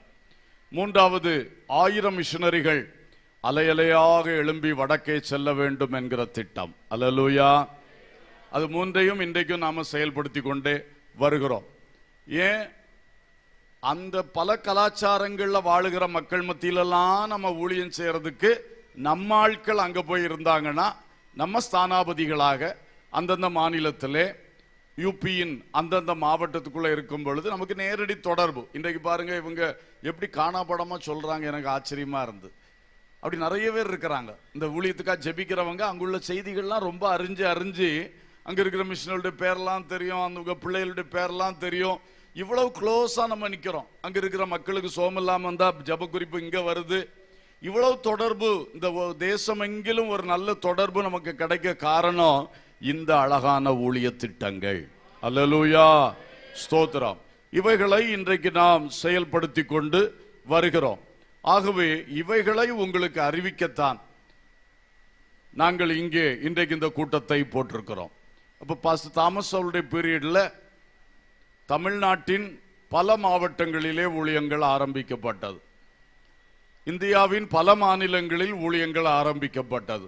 நேபாள தேசத்திலும் ஊழியம் ஆரம்பிக்கப்பட்டது. இப்பொழுது ஆண்டவருடைய கிருபையினாலே நமக்கு சுமார் 400 இருக்கும் என்று நம்புகிறேன். 400 ஊழியங்களை இந்தியாவில் ஆண்டவர் தந்திருக்கிறார். அதில் ஒரு 100 ஊழியங்கள் நமக்கு வட இந்தியாவில் இருக்கிறது, மற்ற 300 தென்னிந்தியாவில் இருக்கிறது. இதுக்கு மேல ஒரு 10 ஊழியங்கள் அயல் நாடுகளிலும் கர்த்தர் தந்திருக்கிறார். அல்லேலூயா.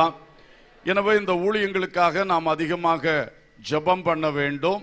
ஸ்தோத்திரம். அன்பானவர்களே, இன்றைக்கு இந்த ஊழியத்தினுடைய காரியத்தை உங்களுக்கு இவ்வளவு தூரம் பிரசன்ட் பண்ணினோம். இப்பொழுது உங்களுடைய பங்கு என்ன?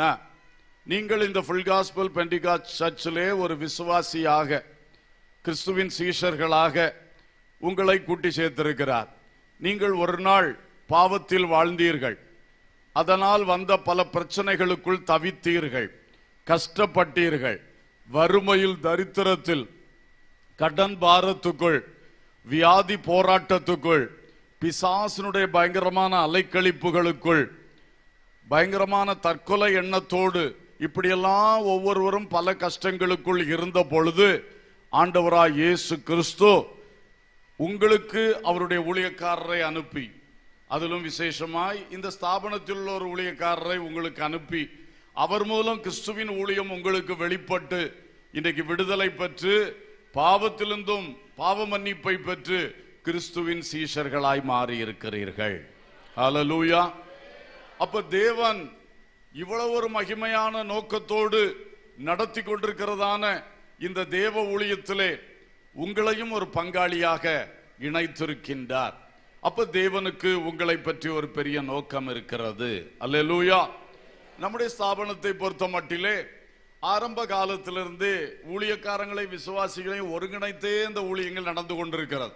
ஏதோ ஊழியக்காரங்க மட்டும் செய்வாங்க அப்படி அல்ல, நம்ம சேர்ந்து செய்கிறோம். ஒரு சர்ச்சினுடைய காரியம்னாலும் உங்களுக்கு தெரியும், சர்ச்சில் கன்வென்ஷன் நடக்குதுன்னா நம்ம எல்லாம் சேர்ந்து வருவோம், சமையல் பண்ணுவோம், பந்தி பரிமாறுவோம், கிளீனிங் எல்லாம் பண்ணுவோம், எவ்வளவோ காரியத்தில் பங்களிக்கிறோம். சரிங்களா இல்லையா? அதே மாதிரி கர்த்தருடைய ஊழியத்திலையும் பங்களிக்கிறோம். சுவிசேஷம் அறிவிக்கிற ஊழியம், மிஷனரி ஊழியங்களுக்காக ஜெபம் பண்ணுகிற ஒரு ஊழியம், இப்படி எல்லாவற்றிலையும் பங்களிக்கிறோம். ஏன்னா கர்த்தர் ஒரு பெரிய நோக்கத்தோடு தான் நம்மை இந்த ஸ்தாபனத்தின் மூலமாக கிறிஸ்துவுக்குள் நடத்தி இருக்கிறார். அந்த நித்திய ஜீவனுக்கு நம்பிக்கை உள்ளவர்களாக நம்மை மாற்றி இருக்கிறார். அல்லேலூயா. ஒரே ஒரு வாழ்க்கை தான் நம்ம எல்லாருக்கும் தந்திருக்கிறார், இன்னொரு வாழ்க்கை நமக்கு கிடையாது.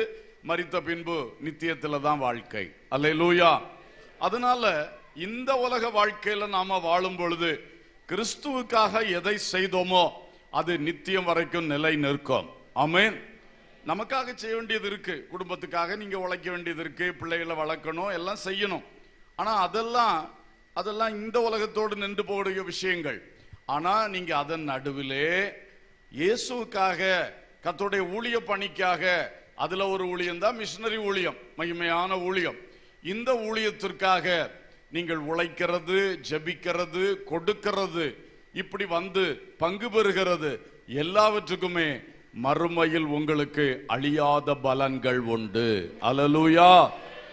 எனவே அன்புக்குரியவர்களே, பரலோகத்திலிருந்து இயேசு முதல் மிஷனரியாய் புறப்பட்டு வந்து அவர் வளர்த்தி விட்டதில் ஒரு பிள்ளையாகிய தோமாவை நமக்கே அனுப்பி தந்து நம்முடைய பகுதியில் ஊழியம் செய்து, பிற்பாடு அது ஒரு ஆவியும் ஜீவனும் இல்லாம போன காலத்துல 2 அந்த கல்யாணமாகாத சகோதரிகளை கொண்டு வந்து திரும்ப அதை ரிவைவ் பண்ணி இன்றைக்கு அதே கன்னியாகுமரி மாவட்டத்திலிருந்து உலகம் முழுவதும் பல ஸ்தாபனங்கள், அதுல நம்முடைய ஒரு ஸ்தாபனம். அல்லேலூயா. அதுல உங்களை பங்காளியா மாத்தி இருக்கிறான்னா இதுல பெரிய தரிசனம் இருக்கிறது, திட்டம் இருக்கிறது. நீங்க இதை புரிய வேண்டும், இதை மதிக்க வேண்டும்.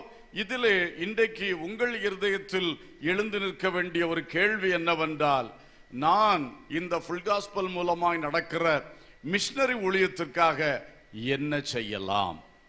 ஆமென். என்ன செய்யலாம்? முதலாவது நாம் எல்லாரும் செய்யக்கூடிய விஷயம் என்னன்னா ஜெபம் பண்ணுவது. ஜெபம் பண்ணுவதுக்கு எந்த செலவும் இல்லை, எந்த பிரயாசம் இல்லை. வாரத்துல 1 மணி நேரம் ஜெபத்தை இதுக்கு பிரத்யேகமா கேட்கிறோம். இது நம்ம இந்த ஸ்தாபனத்தில் ஒழுங்கு செய்தது. இதுவும் பாஸ்டர் தாமஸ் அவர்கள் அன்றைக்கு ஒழுங்கு செய்தது. வாரத்துல 1 மணி நேரம், அந்த 1 மணி நேரத்தை குறிப்பா நீங்க ஒதுக்கி வச்சுட்டு அந்த 1 மணி நேரம் இந்த ஃபுல் காஸ்பல் சார்பில் நடக்கிற மிஷனரி ஊழியங்களுக்காக ஜெபம் பண்ணுவது என்று தீர்மானிக்கணும். நான் சொல்றது உங்களுக்கு புரியுதா? இதுவரை சொன்னது புரியாவிட்டாலும் இப்ப சொன்னது என்ன செய்யணும்? கண்டிப்பா புரியணும். கர்த்தருக்கு ஸ்தோத்திரம். வாரத்தில் எத்தனை மணி நேரம்? ஒரே 1 மணி நேரம். ஆனா அது குறிப்பா, இப்ப உதாரணத்துக்கு செவ்வாய்க்கிழமை ராத்திரி 9லிருந்து 10 மணி, இல்ல வியாழக்கிழமை மத்தியானம் 3 மணிலிருந்து 4 மணி. ஏன்னா சகோதரிகளுக்கு மத்தியான நேரம் தான் கொஞ்சம் ஃப்ரீயா இருக்கும்னு நினைக்கிறேன், பிள்ளைகள் ஸ்கூல்ல இருந்து வர்றதுக்கு முன்னாடி, இல்லையா? எப்படியோ ஒரு 1 மணி நேரம் அதை குறிச்சு வச்சுட்டு நீங்க இந்த மிஷனரி ஊழியங்களுக்காக ஜெபிக்கலாம். நிறைய பிரேயர் பாயிண்ட்ஸ் நாங்க தருவோம். ஒன்று, நம்முடைய ஸ்தாபனம் வெளியிடுகிற தரிசனம் என்கிற பத்திரிகை இருக்கு, மாத பத்திரிகை. அதை நீங்க சந்தா செலுத்தி வாங்கலாம். வாங்கினா உங்க வீட்டுக்கே வந்துடும், அல்லது சபைகள் மூலமும் பெற்றுக்கொள்ளலாம். நீங்கள் இருக்கிற சபை மூலம் பெற்றுக்கொள்ளலாம். அது உங்க கையில வந்துருச்சுன்னா அதுல ஒரு 3 பேஜஸ் ஃபுல்லா நம்முடைய மிஷனரிகள் பல களங்கள்ல இருக்காங்க இல்லையா, அவங்க அனுப்புகிற கடிதங்கள்ல இருந்து ஒரு சின்ன ஜிஸ்ட், அதுல உள்ள முக்கிய குறிப்புகளை எடுத்து அதுல அச்சிட்டு வெளியிட்டு கொண்டே இருக்கிறோம். வடக்கே என்ற தலைப்பில் ஒரு 4 பேஜ் இருக்கும். அதை நீங்க கரெக்டா வாசித்து அந்த ஒரு மாதத்தின் 4 வாரங்கள் அல்லது 5 வாரங்கள் வரும். அல்லது அப்போ 4 மணி நேரம் அல்லது 5 மணி நேரம் ஜெபம் ஒரு மாசத்துல வரும். இதுல ஒரு பகுதியை வாசித்து ஸ்தோத்திரம் பண்ணி ஜெபம் பண்ணி சிம்பிள் நீங்களே செய்யலாம். அப்படி இந்த ஜெப விண்ணப்பங்கள் பல இடங்களிலிருந்து பரலோகத்துக்கு நேரா ஏறி போகும் பொழுது கர்த்தர் இந்த ஊழியங்களில் பெரிய காரியங்களை செய்வார். அல்லேலூயா, ஸ்தோத்திரம். அடுத்தது, சிலர் என்ன பண்ணலான்னு சொன்னா, நான் ஒரு ஆளா ஒருத்தியா ஜெபிக்கிறத பார்க்கலாம், 2-3 பேர் சேர்ந்து நாங்க ஜெபிக்கிறோம், அப்படியும் நீங்க திட்டமிடலாம். அதுதான் ஒரு ஜெப குழு என்று சொல்லுவது. நீங்களே ஒரு 2 பேரை சேர்த்துக்கிட்டு உங்க வீட்டிலே உங்களுடைய வசதியான ஒரு இடத்துல ஒரு ஜெபக்குழு, அந்த குறிப்பிட்ட நேரத்தில் நீங்க 3 பேர் 4 பேர் அதில் சேருவீங்க. இதே காரியத்தை வச்சு நீங்க ஜெபம் பண்ணலாம். அந்த ஜெபக்குழுவா நீங்க ஃபார்ம் பண்ணும் பொழுது நீங்க உங்களுடைய விலாசத்தை, உங்க போன் நம்பரை, நீங்க ஜெபிக்கிற அந்த டைம், இந்த கிழமை இந்த டைம், அதை எழுதி உங்க பாஸ்டர் மூலமாக இந்த FGMM டிபார்ட்மெண்ட்டுக்கு நீங்க அனுப்பி தந்தீங்கன்னா இவங்க அதை பதிவு செய்து வச்சிருவாங்க. உங்களுக்கு அப்படி பதிவு செய்யறவங்களுக்கு ஸ்பெஷலா இன்னொரு ஜெப குறிப்பு அனுப்புவாங்க. அது ஒரு ஜெப சுற்றறிக்கை இவங்க பிரிண்ட் பண்றது. இது முதல்ல சொன்ன தரிசன பத்திரிகை நம்ம ஸ்தாபனத்திலிருந்து தருவோம், பப்ளிக்ல போகும். அதனால எல்லாத்தையும் விவரமா அதுல எழுத முடியாது. உங்களுக்கு தான் தெரியும் இல்ல இன்னைக்கு நாட்டினுடைய நிலைமை. அப்ப எல்லாத்தையும் விவரமா அதுல என்ன செய்ய முடியாது, எழுத முடியாது. அதை குறிப்பா எழுதுவோம். ஆனா இவங்க தரக்கூடிய அந்த ஜெப சுற்றறிக்கையில கொஞ்சம் விவரமாவே எழுதியிருப்பாங்க. அப்ப இந்த ஜெபக்குழு தலைவர்களுக்கு, தலைவிகளுக்கு நீங்க பதிவு செஞ்சிட்டீங்கன்னா உங்களுக்கு அது வந்துகிட்டே இருக்கும். இப்பெல்லாம் வாட்ஸ்அப் இருக்கிறதுனால அதிலே போட்டு விட்டுருவாங்க உங்க நம்பர்ல, உங்களுக்கு ஈஸியா இருக்கும். அப்படி செய்யும் பொழுது நீங்க அதையும் எடுத்து ஜெபம் பண்ணலாம். அது கொஞ்சம் விரிவா இருக்கும். இப்படி ஜெபங்கள் தான் இந்த ஊழியத்துக்கு மிக மிக முக்கிய தேவை. ஒரு ஆமென் சொல்லுவோம். இதை செய்ய முடியாதுன்னு யாருமே சொல்ல முடியாது, எல்லாரும் செய்யலாம். அதோடு கூட இன்னொன்னு இந்த ஜெப திட்டத்தில் வச்சிருக்கோம், ஒவ்வொரு ஃபுல் காஸ்பல் சபைகளிலும் வாரத்தில் 1 மணி நேரம் மிஷனரி ஊழியத்துக்காக ஜெபம் நடக்கணும். பாஸ்டர் நடத்தலாம், பாஸ்டர் அம்மா நடத்தலாம், அல்லது யாரையோ ஒருத்தரை வச்சு கூட நடத்தலாம். எப்பவும் பாஸ்டருக்கும் பாஸ்டர் அம்மாவுக்கும் நடத்தி கொள்ள முடியாது. ஆனா ஒவ்வொரு ஃபுல் காஸ்பல் சபையிலும் கட்டாயம் நாம் செய்கிற இந்த மிஷனரி ஊழியத்துக்காக வாரத்தில் 1 மணி நேரம் சபையில வச்சு ஜெபம் பண்ற ஒரு ஜெபமும் வேண்டும், சபையில் வைத்து. அதுக்கு மேல யாராவது உற்சாகப்பட்டால் அவர்களை ஊக்குவித்து, நீங்கள் ஊழியக்காரர்கள் அவர்களுக்கு இந்த இதெல்லாம் சொல்லி கொடுத்து ஜெபங்கள் நடக்கட்டும். ஏன்னா இந்த மாதிரி அநேகருடைய ஸ்தோத்திரத்தினால கிருபை பெருகும். அல்லேலூயா. அநேகரிடத்திலிருந்து விண்ணப்பம் ஒரே வாயா எழும்பி போகும்பொழுது கர்த்தருடைய கிரியைகள் பலமாக இருக்கும். சில வேளை வட இந்தியாவில் தான் இப்போ நிறைய பிரச்சனை இருக்க, உங்களுக்கு தெரியும். சில பிரச்சனை வரும்பொழுது, நான் இப்போ உள்ள காலத்தில், இதுக்கு முந்தின காலத்தை சொல்றேன், இப்ப இருக்கிற அளவு கூட நம்ம மிஷனரிகள் அங்கே கிடையாது, ஒருத்தருக்கு ஒருத்தர் உதவி செய்ய ஆளே கிடையாது. அந்த சமயத்திலலாம் சில பிரச்சனை வந்தா எனக்கெல்லாம் என்ன செய்யனே தெரியாது. இங்க இருந்து நம்ம என்ன பண்றது? அப்போ உடனே இந்த ஜெபக்குழுக்களுக்கு தான் சொல்றது. அன்னைக்கு போன் தான், இப்பதான் வாட்ஸ்அப் இருக்கு, டக்குன்னு நம்ம பதிவு செய்து விட்டா 1 செகண்ட்ல எத்தனையோ பேருக்கு நியூஸ் போயிருது. அன்னைக்கு போன்ல அந்த ஜெபக்குழு செக்ரட்டரிக்கு சொல்றது, பிரதர் மனோன்மணி அவர்கள், இவருக்கு முன்னால அவர் இருந்தார், நிறைய போன் பண்ணி பண்ணி பண்ணி சொல்லி ஜெபிக்க ஆரம்பிப்பாங்க பாருங்க. நான் 2-3 சம்பவத்தில் பார்த்துருக்கேன். மிஷினரிகளை போலீஸ் ஸ்டேஷனில் கொண்டு போய் வச்சு ரொம்ப துன்புறுத்துறது, ரொம்ப கஷ்டப்படுத்துறதெல்லாம் நடந்தது. ஆனால் முதல்ல கேட்குற செய்தி ரொம்ப பயங்கரமாக இருக்கும். இவங்க ஜெபம் பண்ண சொல்லிட்டு அதுக்கப்புறம் ஒரு 1 மணி நேரம் 2 மணி நேரம் ஆகும்போது படிப்படிப்படியா அவங்க இறங்கி வந்து கடைசியில ஒரு சேதம் இல்லாம மிஷனரிகள் வீட்டுக்கு வந்து வருவார்கள். அல்லேலூயா. அப்ப இதுல எனக்கு அப்பட்டமா தெரியும், இது அங்க போய் நின்று செயல்படுகிறவருடைய திறமையோ காரியமோ கிடையாது. இது இந்த ஜெபக்குழுக்கள் ஜெபம் பண்றதனுடைய, அதனால் தேவனுடைய கிருபை இறங்குறது. அல்லேலூயா. இன்னைக்கும் அப்படித்தான் நடக்குது. அதனால நமக்கு இந்த ஊழியத்தினுடைய ஒரு பெரிய வெற்றி என்ன, இன்னைக்கு இயேசு என்றால் யார் என்று தெரியாதவர்கள் இந்தியாவில் இன்னைக்கும் இருக்காங்க. உண்மை, நிறைய பேர் இருக்காங்க. அப்ப அவங்களுக்கெல்லாம் சுவிசேஷத்தை அறிவிக்கிற இந்த ஊழியம், அந்த ஊழியம் வெற்றி பெறுவது கிறிஸ்துவுக்கு எவ்வளவு சந்தோஷம். அவரல்லவா ரத்தம் சிந்தி பாடுபட்டவர். அவருக்கு தான் தெரியும் இந்த ஆத்மாக்கள் அழிந்து போகிறதுடைய வேதனை அவருடைய உள்ளத்துல தான் எல்லாரை விட அதிகமா இருக்கும். அவருடைய ஊழியத்துக்காக நான் மிஷனரியா போக முடியல, ஆனா நான் ஜெபம் பண்றேன் என்று சொல்லுகிற அந்த காரியத்தை நீங்க தெரிந்து கொண்டீங்கன்னா கர்த்தருடைய உள்ளம் மகிழும். அல்லேலூயா. நம்ம ஜெபங்கள், அதனாலதான் உங்கள்கிட்ட நான் அழுத்தம் திருத்தமா சொல்றேன், நீங்க இங்க வந்திருக்கிற எல்லாருமே இன்னைக்கு ஒரு தீர்மானம் எடுங்க. 1 மணி நேரம் நான் இந்த வட இந்திய மிஷனரி ஊழியங்களுக்காக ஜெபிப்பேன் என்று சொல்லி அந்த தீர்மானத்தை எடுத்து நீங்க முன் வந்தீங்கன்னா நிச்சயமாக உங்கள் இங்கிருந்து இத்தனை பேருடைய ஜெபமும் கூட சேரும் பொழுது இந்த தேசத்துல பெரிய கிரியைகள் நடக்கும். ஹல்லேலூயா. இந்த தேசத்துல இன்னைக்கு எதிர்கிரியைகள் ரொம்ப பயங்கரமா இருக்கு, அப்படித்தானே? அப்பட்டமா தெரிகிற அளவுக்கு வந்துருச்சு. ஆனா இது எதுக்கு அடையாளம்னா, சீக்கிரம் இயேசு கிறிஸ்து பெரிய காரியம் செய்ய போறார். ஹல்லேலூயா. அதனாலதான் இது ரொம்ப மிஞ்சி மிதமிஞ்சி என்ன பண்ணிக்கிட்டு இருக்கு, போயிட்டு இருக்கு. அது காரணம் என்னன்னா, சீக்கிரம் விடிவு காலம் இருக்கிறது என்றுதான். அல்லேலூயா. ஒரு எழுப்புதல் வரப்போகிறது, அதில் நாம் பங்காளிகளாக இருக்க வேண்டும்.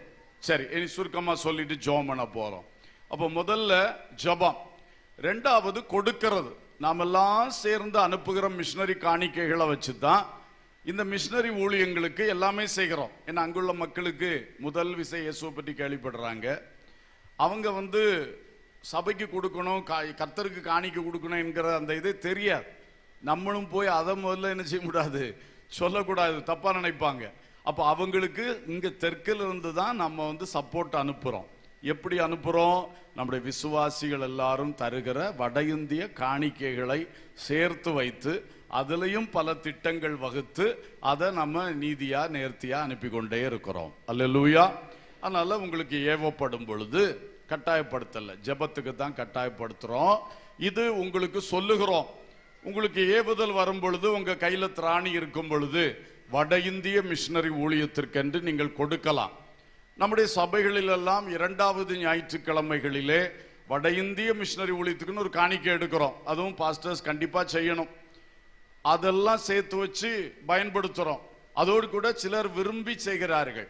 சிலர், நானே அங்க ஒரு இடம் வாங்கி தாரேன் என் குடும்பத்தின் சார்பில், நாங்க 2-3 பேர் சேர்ந்து ஒரு இடம் வாங்கி தாரோம், சர்ச்சு கட்டுங்க, நாங்க சர்ச்சு கட்டி தாரோம், அப்படியும் முன் வருகிறார்கள். அப்படிப்பட்ட பிள்ளைகளையும் கர்த்தர் எழுப்பி கொண்டிருக்கிறார். அதனாலதான் நிறைய சர்ச்சஸ் நமக்கு கட்ட முடிகிறது. ஹல்லேலூயா. இதுவும் பெருகட்டும். நீங்க எல்லாரும் ஜெபிக்க ஜெபிக்க இதை எழுப்புவார். ஆனா நமக்கும் ஒரு பங்களிப்பு இருக்கட்டும். எப்பமாவது நமக்கு வாய்ப்பு இருக்கும் பொழுது அதை சந்தோஷமா நம்ம செய்யும் பொழுது அது ஆசீர்வாதமா இருக்கும். அல்லேலூயா. அடுத்தது, ஒருவேளை உங்களில் யாருக்காகிலும் தேவன் அன்றைக்கு ஏசாயா சொன்ன மாதிரி யாரை நான் அனுப்புவேன் என்கிற அழைப்பின் சத்தம் உங்கள யாருக்காகிலும் உள்ளத்திலே தொனித்து கொண்டிருக்கிறதா? இன்றைக்கு தொனிக்கலாம், ஏற்கனவே தொனிச்சுட்டு இருந்திருக்கலாம். அப்படிப்பட்டவர்கள் உங்கள் மேல் தேவன் ஒரு வித்தியாசமான விசேஷமான நோக்கத்தை வச்சிருக்கிறார். அல்லேலூயா. உங்களை ஒரு ஊழியக்காரராக, ஊழியக்காரியாக, உங்களை ஒரு மிஷனரியாக அழைப்பது தேவனுடைய சித்தமா இருக்கிறது. அதனால்தான் அந்த சிந்தனையை உங்களுக்குள்ள தந்துட்டு இருக்கிறார். அதை நீங்க தட்டக்கூடாது. அத, அப்பா இப்படி ஒரு சத்தம் தொனிக்குதே அப்பா, நீங்க என்ன ஊழியக்காரனா ஊழியக்காரியா இல்ல மிஷனரியா தெரிஞ்சு கொண்டிருந்தீங்கன்னா நான் அதுக்கு அர்ப்பணிக்கிறேன்ப்பா, அதை இன்னும் எனக்கு கன்ஃபார்ம் பண்ணுங்க, உறுதிப்படுத்துங்க, தெளிவுபடுத்தி தாங்கப்பா என்று கேட்கலாம். அர்ப்பணிக்கிற உள்ளத்திலே ஆண்டவர் தொடர்ந்து இடைப்படுவார். அல்லேலூயா. ஐயோ அதெல்லாம் எனக்கு வேண்டாம், அதெல்லாம் முடியாது, நான் இன்ஜினியர் ஆகணும், டாக்டர் ஆகணும், அதாகணும், இதாகணும். ஊர்லே ஏகப்பட்ட இன்ஜினியர், டாக்டர். இனி நீங்க ஒருத்தர் கூட ஆகி என்ன பண்ண போறீங்க பிரதர் சிஸ்டர்? கர்த்தர் உங்களுக்கு என்ன நோக்கத்தை வச்சிருக்காரோ அதை செய்யறது தான் மேன்மை. அல்லேலூயா. அதனால இன்ஜினியர்ஸ் டாக்டர்ஸ்க்கு நான் எதிராளி கிடையாது, எல்லாரும் தேவைதான். ஆனா யாருக்கு என்ன அழைப்பு ஆண்டவர் வச்சிருக்கிறாரோ அது வழி போனாதான் உங்க வாழ்க்கையில ஜெயம். ஹல்லேலூயா. ஒருவேளை உங்களில் சிலரை கர்த்தர் அப்படி தெரிந்து கொண்டா அவர் பேசி கொண்டிருப்பார். அதை தட்டாதீங்க, திறந்து கொடுங்க. கர்த்தர் இன்னும் பேசட்டும், இன்னும் இடைப்படட்டும். தெளிவா பேசி இருக்கிறாருன்னா நீங்க இந்த கூட்டம் முடிஞ்சு எங்கள்கிட்ட சொல்லுங்க, நாங்க உங்களை அடுத்த கட்டம் ஆலோசனை தந்து வழிநடத்த ஆயத்தமா இருக்கிறோம். எவ்வளவோ ஊழியக்காரர்கள் தேவைப்படுகிறார்கள். அல்லேலூயா. டைம் போயிடுச்சுனாலும் ஒரு சாட்சியை சொல்லலான் இருக்கிறேன். நம்ம பைபிள் ஸ்கூல்ல ஒரு தம்பி, அவன் பேரை நான் இப்போ சொல்லலை, அவன் இப்போதான் பாஸ் அவுட் ஆகிறான். அந்த தம்பி இந்த பாஸ் அவுட் ஆகிற பிள்ளைகளை தனியை கூப்பிட்டு பேசுவது உண்டு. பேசும்போது எனக்கு ரொம்ப ஆச்சரியமா இருந்தது. அவன் திருநெல்வேலி மாவட்டத்தில், அந்த ஊர் பேர் மறந்துட்டேன், ஒரு ஊரில் ஒரு அரசு நடத்துகின்ற ஒரு அனாதை இல்லத்தில் அவனை சேர்த்து விட்டுருக்கிறாங்க. அப்பா இல்லை, அம்மா வீட்டு வேலை செய்து பழைக்கிறாங்க கேரளாவில், இந்துக்கள். இந்த பையன் 8ஆம் வகுப்பு வரைக்கும் அங்கே படிச்சிருக்கான். அப்புறம் 8ஆம் வகுப்பு மேலே அங்கே இல்லை, இடம் இல்லை. அதனால நல்லா கவனிங்க, என்ன பண்ணியிருக்காங்க, அந்த பையனை திருநெல்வேலி கலெக்டர் ஆஃபீஸ்க்கு அனுப்பியிருக்காங்க. அந்த கலெக்டர் ஆஃபீஸ்ல இருந்து கன்னியாகுமரி டிஸ்ட்ரிக்டில் உள்ள கலெக்டர் ஆஃபீஸுக்கு அவனை அனுப்பியிருக்காங்க. இந்த சமூக நலத்துறை இருக்கும்ல, அது வழியா. கன்னியாகுமரி கலெக்டர் ஆஃபீஸில் இவன் வந்த உடனே இவனை நேராக முழங்குழியில் இருக்கிற நம்முடைய சாமுவேல் பாய்ஸ் ஹோமுக்கு அனுப்பியிருக்கிறாங்க. அல்லேலூயா. எனக்கு ரொம்ப ஆச்சரியம் அந்த சம்பவத்தை கேட்ட உடனே. ஒரு தம்பியை கர்த்தர் தெரிந்து கொண்டதுனால எப்படி நடத்தி இருக்கிறாரு பாருங்க. அவனுக்கு முன்பின் தெரியாது. இந்த அதிகாரிகள் யாருன்னே தெரியல. பொதுவாக இப்படி செய்ய மாட்டாங்க அதிகாரிகள், கிறிஸ்தவ காரியத்துக்கு அனுப்பவே மாட்டாங்க. அதுவும் ஒரு இந்து பையன். இவன் அங்க வந்த பிறகு